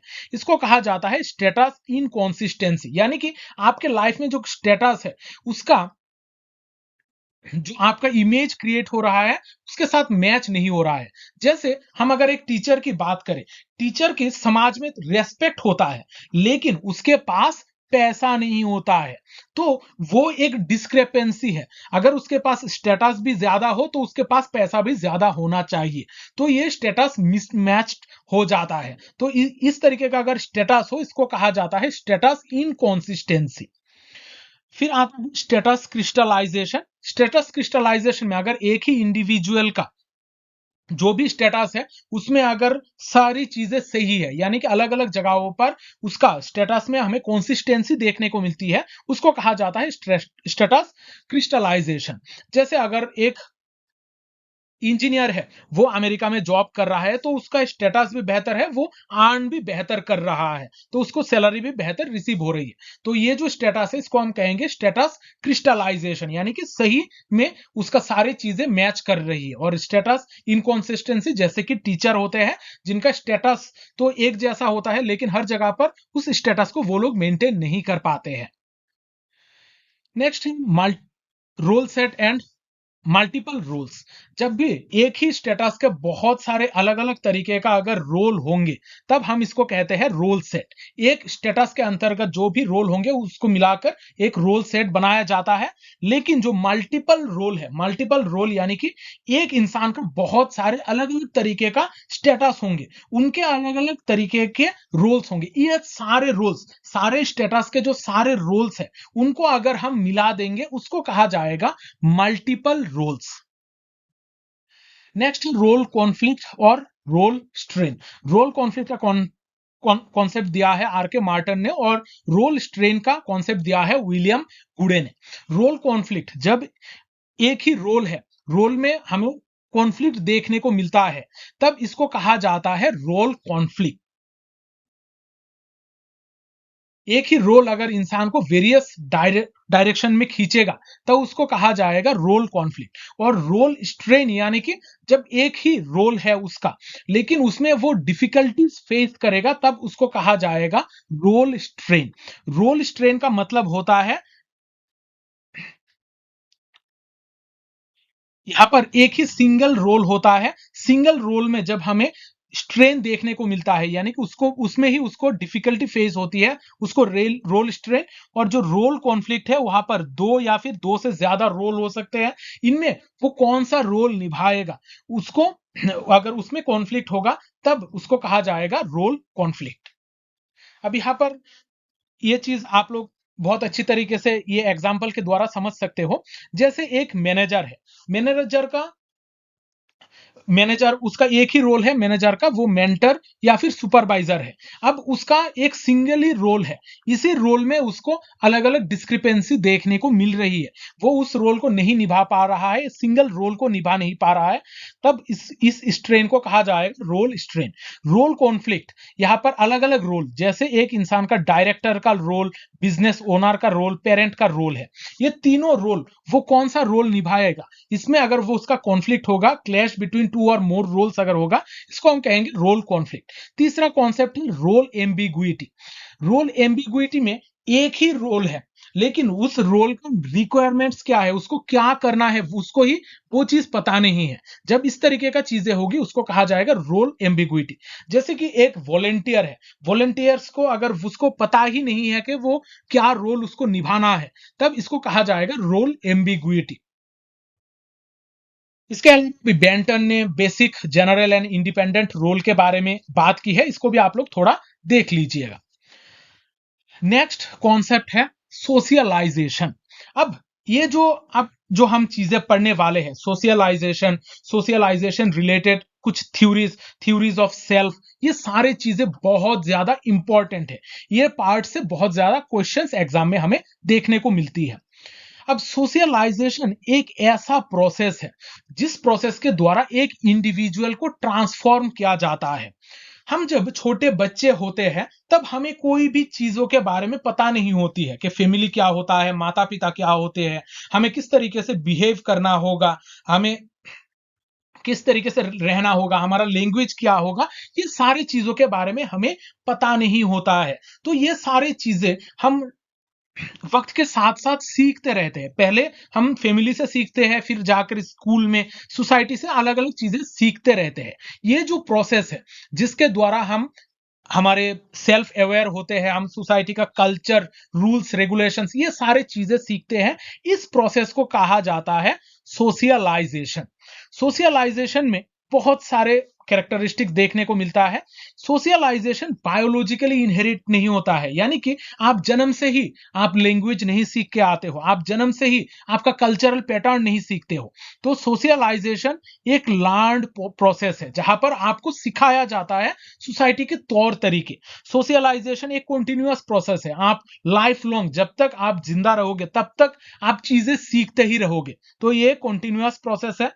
यहां पर जो ह्यूमन बिहेवियर है इसको कंट्रोल करना सिखाया जाता है सोशलाइजेशन के द्वारा। सोशलाइजेशन प्रोसेस फॉर्मल या फिर इनफॉर्मल दोनों तरीके के ही हो सकते हैं। इनफॉर्मल जो भी चीजें आप सोसाइटी या फिर फैमिली से सीखते हो, ये कहीं किसी जगह पर लिखा हुआ नहीं है, ये इनफॉर्मल तरीके से सिखाया जाता है। लेकिन जब आप एक स्कूल में जाते हो या फिर कोई भी किसी भी आर्मी बैरक में जाते हो, वहां पर जो चीजें सिखाई जाती है वो फॉर्मल प्रोसेस के द्वारा सिखाई जाती है। तो सोशलाइजेशन में फॉर्मल और इनफॉर्मल दोनों प्रोसेस में ही आप चीजों को सीख सकते हो। सोशलाइजेशन प्रोसेस आपको सोसाइटी का एक फंक्शनल मेंबर बनाता है। यहां पर सोशलाइजेशन प्रोसेस के द्वारा जो कल्चरल हेरिटेज है वो एक जनरेशन से दूसरे जनरेशन में पास ऑन की जाती है। जैसे लैंग्वेज हो सकता है या फिर आपका कल्चर हो सकता है, आपका म्यूजिक में टेस्ट हो सकता है, बिहेवियर हो सकता है। ये सारे चीजें आपको एक जनरेशन से दूसरे जनरेशन में पास ऑन की जाती है सोशलाइजेशन प्रोसेस के द्वारा। अब सोशलाइजेशन क्या क्या स्टेजेस हैं। सोशलाइजेशन के बारे में बहुत सारे अलग अलग थिंकर्स ने बात की है, लेकिन इनमें सबसे इंपॉर्टेंट थिंकर है H M Johnson. H M Johnson ने एक बुक लिखी है सोशियोलॉजी ए सिस्टमेटिक इंट्रोडक्शन। उन्होंने ये बुक में सोशियोलॉजी या सिस्टमेटिक इंट्रोडक्शन बुक में उन्होंने सोशलाइजेशन प्रोसेस के 4 स्टेजेस के बारे में बात की थी। Oral stage, anal stage, latency stage, adolescent stage. ये स्टेज को जरूर याद रखिएगा। और यहां पर जो ईयर्स दी गई है, कौन से टाइम पीरियड तक कौन सा स्टेज है, ये भी जरूर याद रखिएगा। ये एग्जाम में बहुत बार पूछा जाता है। तो सोशलाइजेशन का हमारा 4 स्टेजेस होते हैं। अब सोशलाइजेशन में बहुत सारे अलग अलग तरीके का टाइप्स के सोशलाइजेशन हमें देखने को मिलता है। पहला है प्राइमरी सोशलाइजेशन जो हमें फैमिली से देखने को मिलता है। फिर है सेकेंडरी सोशलाइजेशन जो हम बेसिकली हमारे सोसाइटी से हम सीखते हैं या फिर स्कूल से सीखते हैं। फिर आता है जेंडर सोशलाइजेशन। हम जब छोटे होते हैं तभी हमें जेंडर के रिलेटेड चीजें सिखाई जाती है। जैसे जो लड़के होते हैं उनको बंदूक से खेलने को दिया जाता है, अलग अलग चीजों से खेलने को दिया जाता है। लेकिन जो लड़कियां होती है उनको टॉल्स या फिर जो घर का खाने वगैरह का चीजें हैं उन सारी चीजों के साथ खेलने को दिया जाता है। यहाँ पर छोटे वक्त से जब आप बच्चे रहते हो तभी से आप क्या पहनोगे ये सारी चीजें आपको सिखाई जाती है। लड़का अगर हो तो एक तरीके का ड्रेसिंग होगा, अगर लड़की हो तो दूसरे तरीके का ड्रेसिंग होगा। ये जो प्रोसेस है इसको जेंडर सोशलाइजेशन कहा जाता है, जब आपको जेंडर के रिलेटेड चीजें सिखाई जाती है। फिर एडल्ट सोशलाइजेशन, जब आप एडल्ट होते हैं, एडल्ट टाइम पीरियड पे आपको क्या क्या करना चाहिए ये सारी चीजें भी कराई जाती है।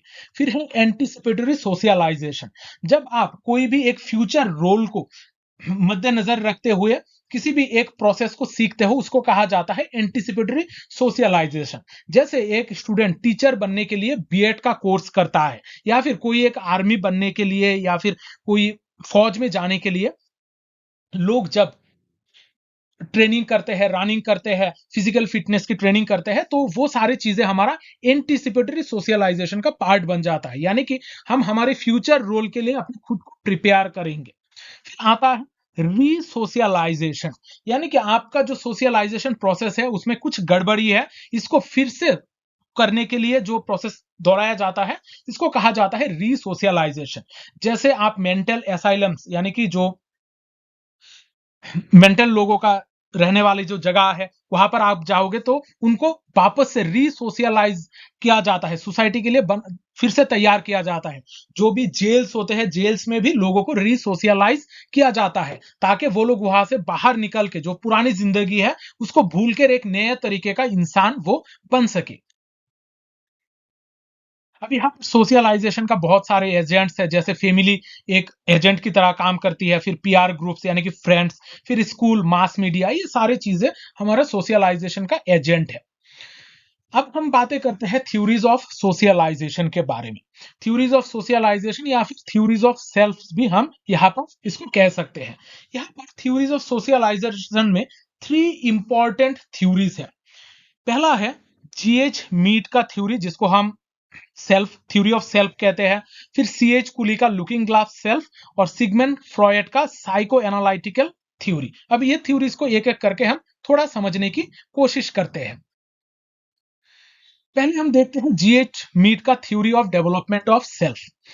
जीएच मीट का कहना है कि जो हमारा सेल्फ है, जो हमारा खुद का इंसान है, वो हमारा सोसाइटी के तौर तरीकों से ही हम सीखते हैं। जब हम छोटे बच्चे होते हैं, तब से ही हमें चीजें सिखाई जाती है। हम इमिटेशन के जरिए चीजें सीखते रहते हैं और उसी के अकॉर्डिंग हमारा जो सेल्फ है वो डेवलप होता है। तो जीएच मीट का कहना है कि जो सेल्फ है, सेल्फ एक सोशल प्रोसेस है, यानी कि सोसाइटी के तौर तरीकों के द्वारा, सोशलाइजेशन प्रोसेस के द्वारा ही हम ये सारी चीजें सीखते हैं।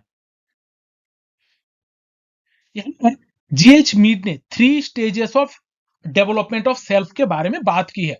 यानी कि हमारा जो सेल्फ है वो 3 स्टेजेस से होकर गुजरती है और 3 स्टेजेस में ये डेवलप होती है।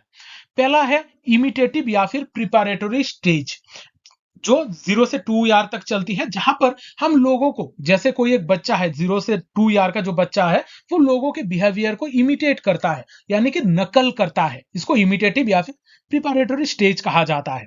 फिर प्ले स्टेज, जो 2 से 6 साल तक चलता है। यहाँ पर लोगों के रोल बच्चे प्ले करते हैं, जैसे कोई डॉक्टर बनेगा या फिर कोई पुलिस बनना चाहेगा, तो यहाँ पर अलग अलग रोल्स यहाँ पर प्ले करेंगे। घर के बड़े बुजुर्ग को देखकर लोग, जो बच्चे होते हैं, वो उनका बिहेवियर को इमिटेट करने की कोशिश करते हैं, उनके रोल को वो लोग प्ले करने की कोशिश करते हैं।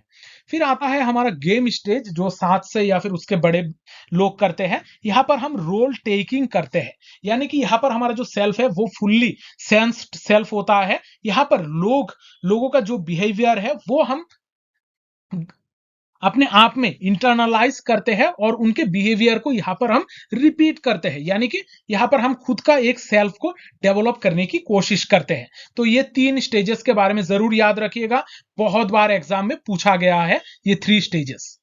यहाँ पर 2 इंपॉर्टेंट कॉन्सेप्ट है जीएच मीट का, significant others and generalized others. Significant others वो सारे लोग हैं जिनसे हम डायरेक्टली इन्फ्लुएंस होते हैं, जैसे कि brother, father, mother, sister, relatives, ये सारे हमारे सिग्निफिकेंट अदर्स का पार्ट होते हैं।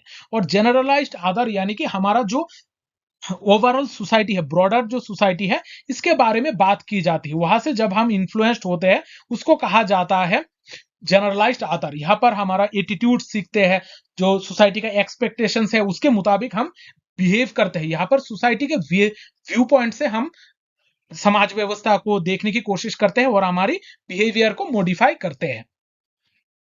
यहाँ पर जीएच मीड ने आई एंड मी के बारे में बात की है। आई यानी कि हमारा खुद का सेल्फ, जो कॉन्शियस सेल्फ है, उसको उन्होंने आई कहा था। और जो सोशल सेल्फ है, जो सोसाइटी के लोगों के मुताबिक चलता है, उसको उन्होंने मी कहा था। यानी कि आई कॉन्शियस सेल्फ, जो खुद के लिए काम करता है, और मी जो है वो सोशल सेल्फ है, सोसाइटी के तौर तरीकों के अकॉर्डिंग वो काम करता है। अब नेक्स्ट जो थ्योरी है वो है सीएच कुली का लुकिंग ग्लास सेल्फ। सीएच कुली ने लुकिंग ग्लास सेल्फ जो टर्म है, ये टर्म भी दिया था और ये थ्योरी को भी उन्होंने ही दिया था। उनका कहना है कि जो हमारा बिहेवियर है वो हमारे सोसाइटी को रिफ्लेक्ट करता है। हमारा सेल्फ किस तरीके से डेवलप होगा वो डिपेंड करता है हम कौन सी लोगों को इमिटेट करने की कोशिश कर रहे हैं। यहाँ हमारा जो सेल्फ होता है पहले डेवलप होता है हमारे पेरेंट्स से। हम पेरेंट्स को नकल करते हैं, फिर धीरे धीरे बाकी सारे लोगों को हम देखने की कोशिश करते हैं। अब यहाँ पर सीएच कुली का कहना है कि हम खुद को जिस तरीके से आईने में देखते हैं, जब हम अपने आप को आईने के सामने खड़ा रखते हैं, तो हम देखते हैं कि लोग हमें किस तरीके से देख रहे हैं, लोगों का जजमेंट किस तरीके का होगा, ये सोचकर ही हम ड्रेसिंग करते हैं। लोग हमारे बारे में कुछ नहीं बोल रहे हैं, लेकिन हम आईने के सामने खड़े होकर हम सोच रहे हैं कि लोग हमारे बारे में ये बात करेंगे कि हमारा हेयर स्टाइल अच्छा नहीं है, हमारा ड्रेसिंग सेंस अच्छा नहीं है, ये सारी चीजें लोग सोचेंगे। इसी के अकॉर्डिंग हम हमारे बिहेवियर को मॉडिफाई करते हैं या फिर ड्रेसिंग को चेंज करते हैं। उसी तरीके से, सेम तरीके से ही हम हमारे बिहेवियर को भी उसी के अकॉर्डिंग मॉडिफाई करते हैं। जैसे लोग हमारे बारे में क्या सोचेंगे, इसको लोगों के साथ हमें क्या किस तरीके से बर्ताव करने से लोग हमें सही कहेंगे, ये सारी चीजें हम पहले से ही सोच लेते हैं। इसी कॉन्सेप्ट को सीएच कुली ने कहा था लुकिंग ग्लास सेल्फ। सीएच कुली ने लुकिंग ग्लास सेल्फ थ्योरी का 3 मेन फीचर्स के बारे में बात की थी कि हमारा सेल्फ का जो आइडिया है वो 3 कॉन्सेप्ट से क्रिएट होता है।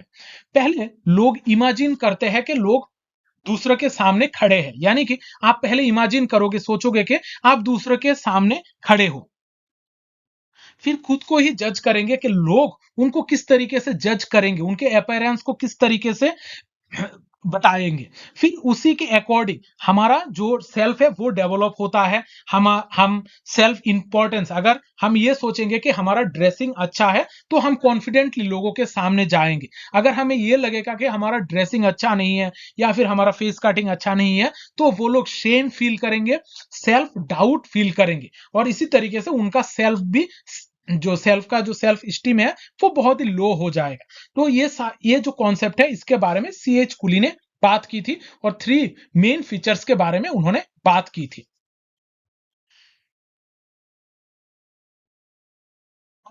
सिगमंड फ्रॉयड का psycho analytical theory. Sigmund Freud को फादर ऑफ साइको एनालिसिस भी कहा जाता है। उन्होंने कहा था कि जो सोशलाइजेशन एक ऐसा डायरेक्ट प्रोसेस है जिसके द्वारा जो कल्चरली एक्सेप्टेड बिहेवियर है, जो तरीका है वो हम करते हैं, हमारा इंस्टिंक्ट उसी तरीके से ही कार्य होती है। सिगमंड फ्रॉयड ने सोशलाइजेशन प्रोसेस का 3 इंपॉर्टेंट चीज के बारे में बात की थी, 3 इंपॉर्टेंट टाइप्स ऑफ या फिर पार्ट्स ऑफ पर्सनालिटी के बारे में बात की थी। Eid, ego and super ego.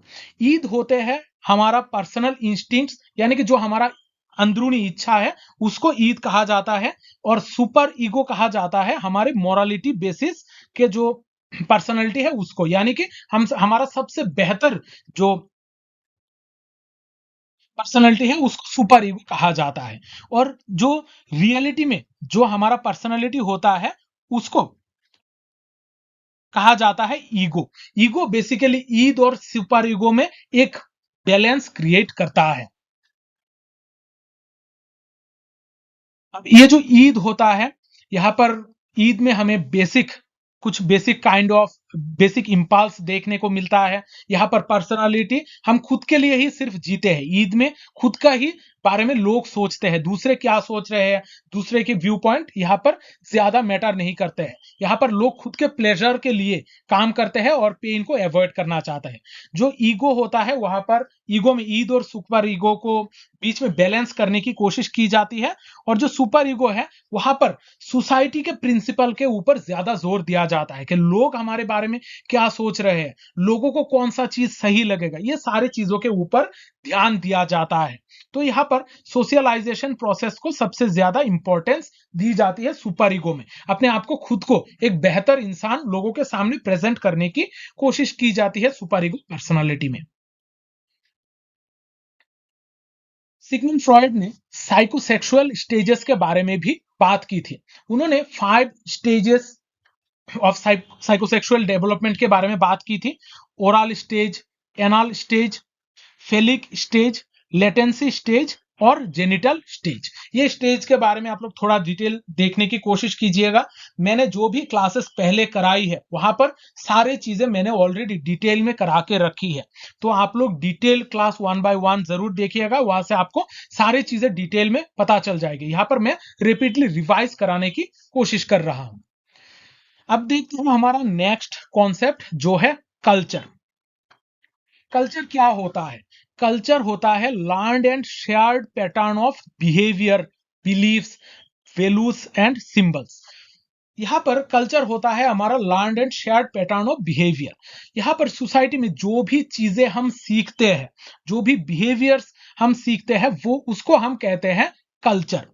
Culture ही हमें इंसान और जो एनिमल है, मैन और एनिमल है, इन दोनों के बीच में डिफरेंस क्रिएट करता है, क्योंकि कल्चर हमारा attitudes, beliefs, values and norms को शेप करता है। ईबी टेलर ने पहली बार कल्चर का डेफिनेशन दिया था। कल्चर के बारे में ईबी टेलर ने ही पहली बार डिटेल में बात कही थी। ईबी टेलर के हिसाब से culture is that complex whole which includes knowledge, belief, art, morals, law, custom and any other capability acquired by man as a member of society. Culture वो कॉम्प्लेक्स होल ऑफ चीजें हैं जहां पर knowledge, belief, art, moral सारे चीजें होती है। और जो चीजों को एक्वायर करने के बाद एक इंसान सोसाइटी का मेंबर बन पाता है, यानी कि कल्चर को यहां पर ईवी टेलर ने एकदम एसेंशियल कहा था। अब कल्चर में कुछ इंपॉर्टेंट चीज हमें देखने को मिलती है। जो सबसे स्मॉलेस्ट एलिमेंट है कल्चर का, उसको कहा जाता है कल्चरल ट्रेट। ये टर्म जरूर याद रखिएगा, ये एग्जाम में पूछा जाता है।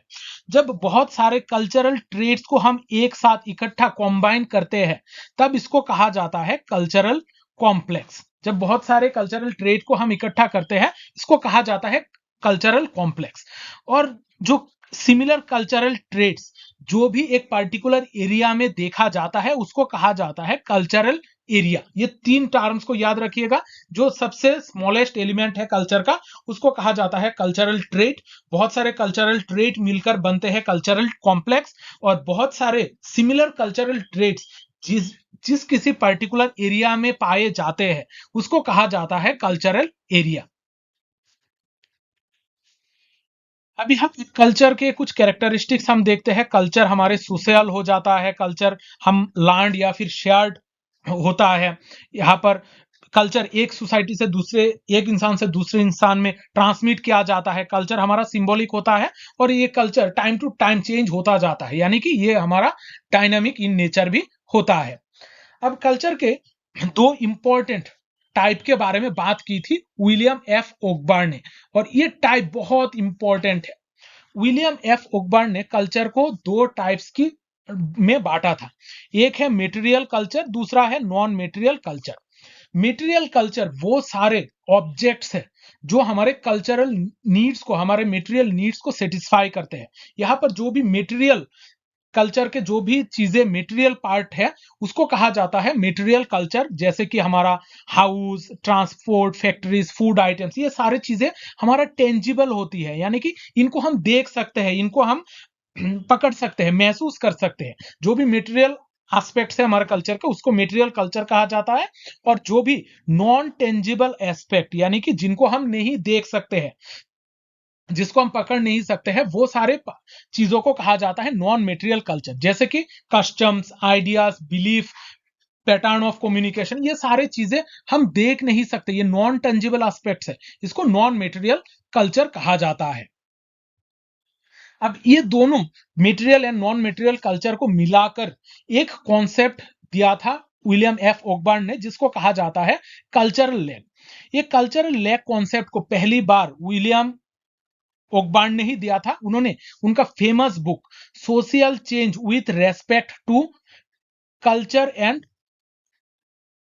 ओरिजिनल नेचर, ये जो बुक है, इस बुक को जरूर याद रखिएगा, इसको नोट डाउन भी करके रखिएगा। कल्चरल लैग जब भी हमारा material culture non material culture से रेपिडली आगे बढ़ जाता है, यानी कि हमारे सोसाइटी में हम देखते हैं कि जो हमारा मेटेरियल चीजें हैं, जैसे हमारा टेक्नोलॉजी वगैरह है, वो बहुत आगे निकल गया है, लेकिन जो हमारा नॉन मेटेरियल कल्चर है वो पीछे रह गया है। तो ये जो प्रोसेस है, इसके वजह से नॉन मेटेरियल और मेटेरियल कल्चर में एक गैप क्रिएट हो जाता है, जहां पर नॉन मेटेरियल कल्चर पीछे रह जाता है और मेटेरियल कल्चर हमारा आगे बढ़ जाता है। ये जो डिफरेंस है, ये जो कॉन्सेप्ट है, ये जो माल एडजस्टमेंट है, इसको कहा जाता है कल्चरल लैग। जहां पर दो मेटेरियल और नॉन मेटेरियल कल्चर के बीच में जो डिफरेंस है, इसको कल्चरल लैग कहा जाता है। अब देखते हैं हमारा नेक्स्ट कॉन्सेप्ट सिविलाइजेशन। अब सिविलाइजेशन के कॉन्सेप्ट को हमें थोड़ा अच्छी तरीके से समझना होगा, क्योंकि ये हमारा कल्चर के साथ बहुत बार मिक्स हो जाता है। अब culture civilization refers to the advanced stage of human social development characterized by technological progress, institutional complexity and material achievements.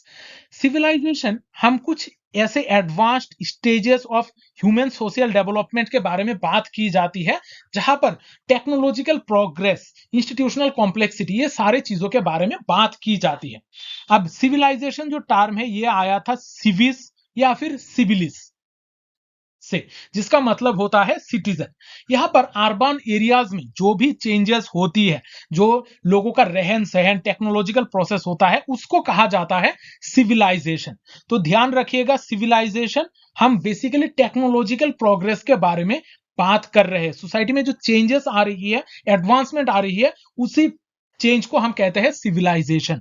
अब सिविलाइजेशन में हम ये मेटेरियलिस्टिक इन नेचर होता है, यानी कि मेटेरियल चीजें यहाँ पर हमें चेंज होते हुए देखने को मिलती है।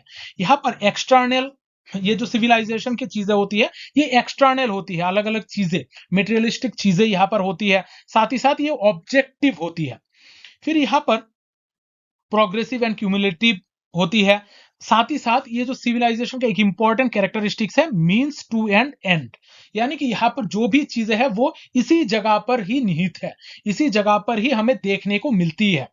यहाँ पर चीजें हमारे यूनिवर्सल भी होती है सिविलाइजेशन में।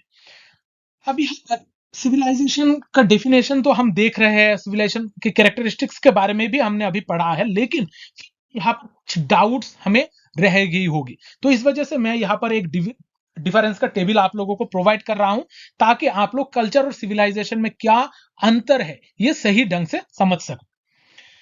कल्चर हमारा बिलीफ, वैल्यूज, कस्टम्स, ट्रेडिशंस और नॉर्म्स होते हैं सोसाइटी का, जहां पर हमारा बिहेवियर को गाइड किया जाता है। लेकिन सिविलाइजेशन में मटेरियल और टेक्नोलॉजिकल डेवलपमेंट की बात की जाती है। जब मटेरियल और टेक्नोलॉजिकल डेवलपमेंट होती है सोसाइटी में, इसको हम सिविलाइजेशन कहते हैं। लेकिन कल्चर जो है, वहां पर बिलीव्स, वैल्यूज, ये सारे चीजों के ऊपर फोकस की जाती है। कल्चर नॉर्मली हमारी नॉन मेटेरियलिस्टिक भी होती है, मेटेरियलिस्टिक भी होती है, लेकिन ज्यादातर नॉन मेटेरियलिस्टिक चीजें ही हमें कल्चर में देखने को मिलती है। लेकिन सिविलाइजेशन हमारा मेटेरियलिस्टिक होती है, यहाँ मेटेरियल चीजें होती है। कल्चर इंटरनल होता है, कल्चर को हम इंटरनलाइज करते हैं, सब्जेक्टिव होता है, यानी कि ये पर्सन टू पर्सन वेरी करता है। एक इंसान किस तरीके से सोच रखता है, उसका कल्चर अलग हो सकता है। लेकिन सिविलाइजेशन हमारा एक्सटर्नल होता है, ये हमें सोसाइटी में देखने को मिलता है। ये ऑब्जेक्टिव, यानी कि सोसाइटी में ज्यादातर लोग सेम तरीके का चीजें ही फॉलो करते हैं। कल्चर बेसिकली वैल्यू लेडेंट होता है, यानी कि यहाँ पर सही गलत, राइट रॉन्ग, ये सारी चीजों के ऊपर ध्यान दिया जाता है। लेकिन सिविलाइजेशन हमारा वैल्यू न्यूट्रल होता है, यहाँ पर वैल्यू के ऊपर ज्यादा जोर नहीं दी जाती, यहाँ पर मेटेरियलिस्टिक चेंजेस के ऊपर ज्यादा जोर दिया जाता है। कल्चर जो है वो स्लोली चेंज होता है, लेकिन जो सिविलाइजेशन है ये बहुत ही रेपिडली चेंज होता रहता है। कल्चर सोशलाइजेशन प्रोसेस के द्वारा एक जनरेशन से दूसरे जनरेशन में ट्रांसमिट किया जाता है, और सिविलाइजेशन टेक्नोलॉजिकल लर्निंग के द्वारा एक जनरेशन से दूसरे जनरेशन में ट्रांसमिट किया जाता है। तो सोशलाइजेशन में हम अगर एग्जांपल देखें तो जैसे लैंग्वेज, रिलीजियन, कस्टम्स, मोरल, ये सारे कल्चर का पार्ट है। लेकिन जो सिविलाइजेशन है, सिविलाइजेशन में हम रोड्स देख सकते हैं, मशीन्स देख सकते हैं, फैक्ट्रीज देख सकते हैं, इंटरनेट देख सकते हैं। तो यहाँ पर एक चीज ध्यान रखिएगा, कल्चर का जो सवाल आएगा वहां पर हमें नॉन मेटेरियल चीजों के ऊपर ज्यादा फोकस किया जाता है, और जो सिविलाइजेशन है, सिविलाइजेशन में हमारा मेटेरियल और टेक्नोलॉजिकल डेवलपमेंट ऑफ सोसाइटी के ऊपर ज्यादा जोर दिया जाता है। ये चार्ट को बहुत अच्छी तरीके से याद रखने की कोशिश कीजिएगा। तो आज के सेशन में मैंने बहुत सारी चीजें आप लोगों को समझाई है। अगर क्लास अच्छी लगी है तो वीडियो को लाइक और शेयर जरूर कर दीजिएगा, और अगर आप इसी तरीके का क्लासेस चाहते हो तो कमेंट करके जरूर बताइएगा। आज के क्लास में हमने पार्ट 1 कवर की है, इसी तरीके से और भी 5 पार्ट्स आने वाले हैं सामने, और भी रिविजन्स, बहुत सारी चीजें हमने काम करने वाले हैं। आपके कमेंट के ऊपर डिपेंड करता है, आपके रेस्पॉन्स के ऊपर डिपेंड करता है कि हमारा फ्यूचर क्लासेस किस तरीके के होंगे। तो मैंने अभी तक प्लान करके रखा है कि फ्यूचर में जाकर मैं आगे आप लोगों को कुछ लाइव क्लासेस भी लेने वाला हूं, तो आपके रेस्पॉन्स के ऊपर सारी चीजें डिपेंड करती है। तो आज का सेशन मैं यहां पर ही खत्म करता हूं। अगर क्लासेस अच्छी लगी है तो वीडियो को लाइक और शेयर जरूर कर दीजिएगा, क्योंकि शेयरिंग इज केयरिंग। मिलते हैं अगले सेशन में, तब तक अच्छे रहिए, स्वस्थ रहिए और लोगों में प्यार बांटते रहिए। जय हिंद।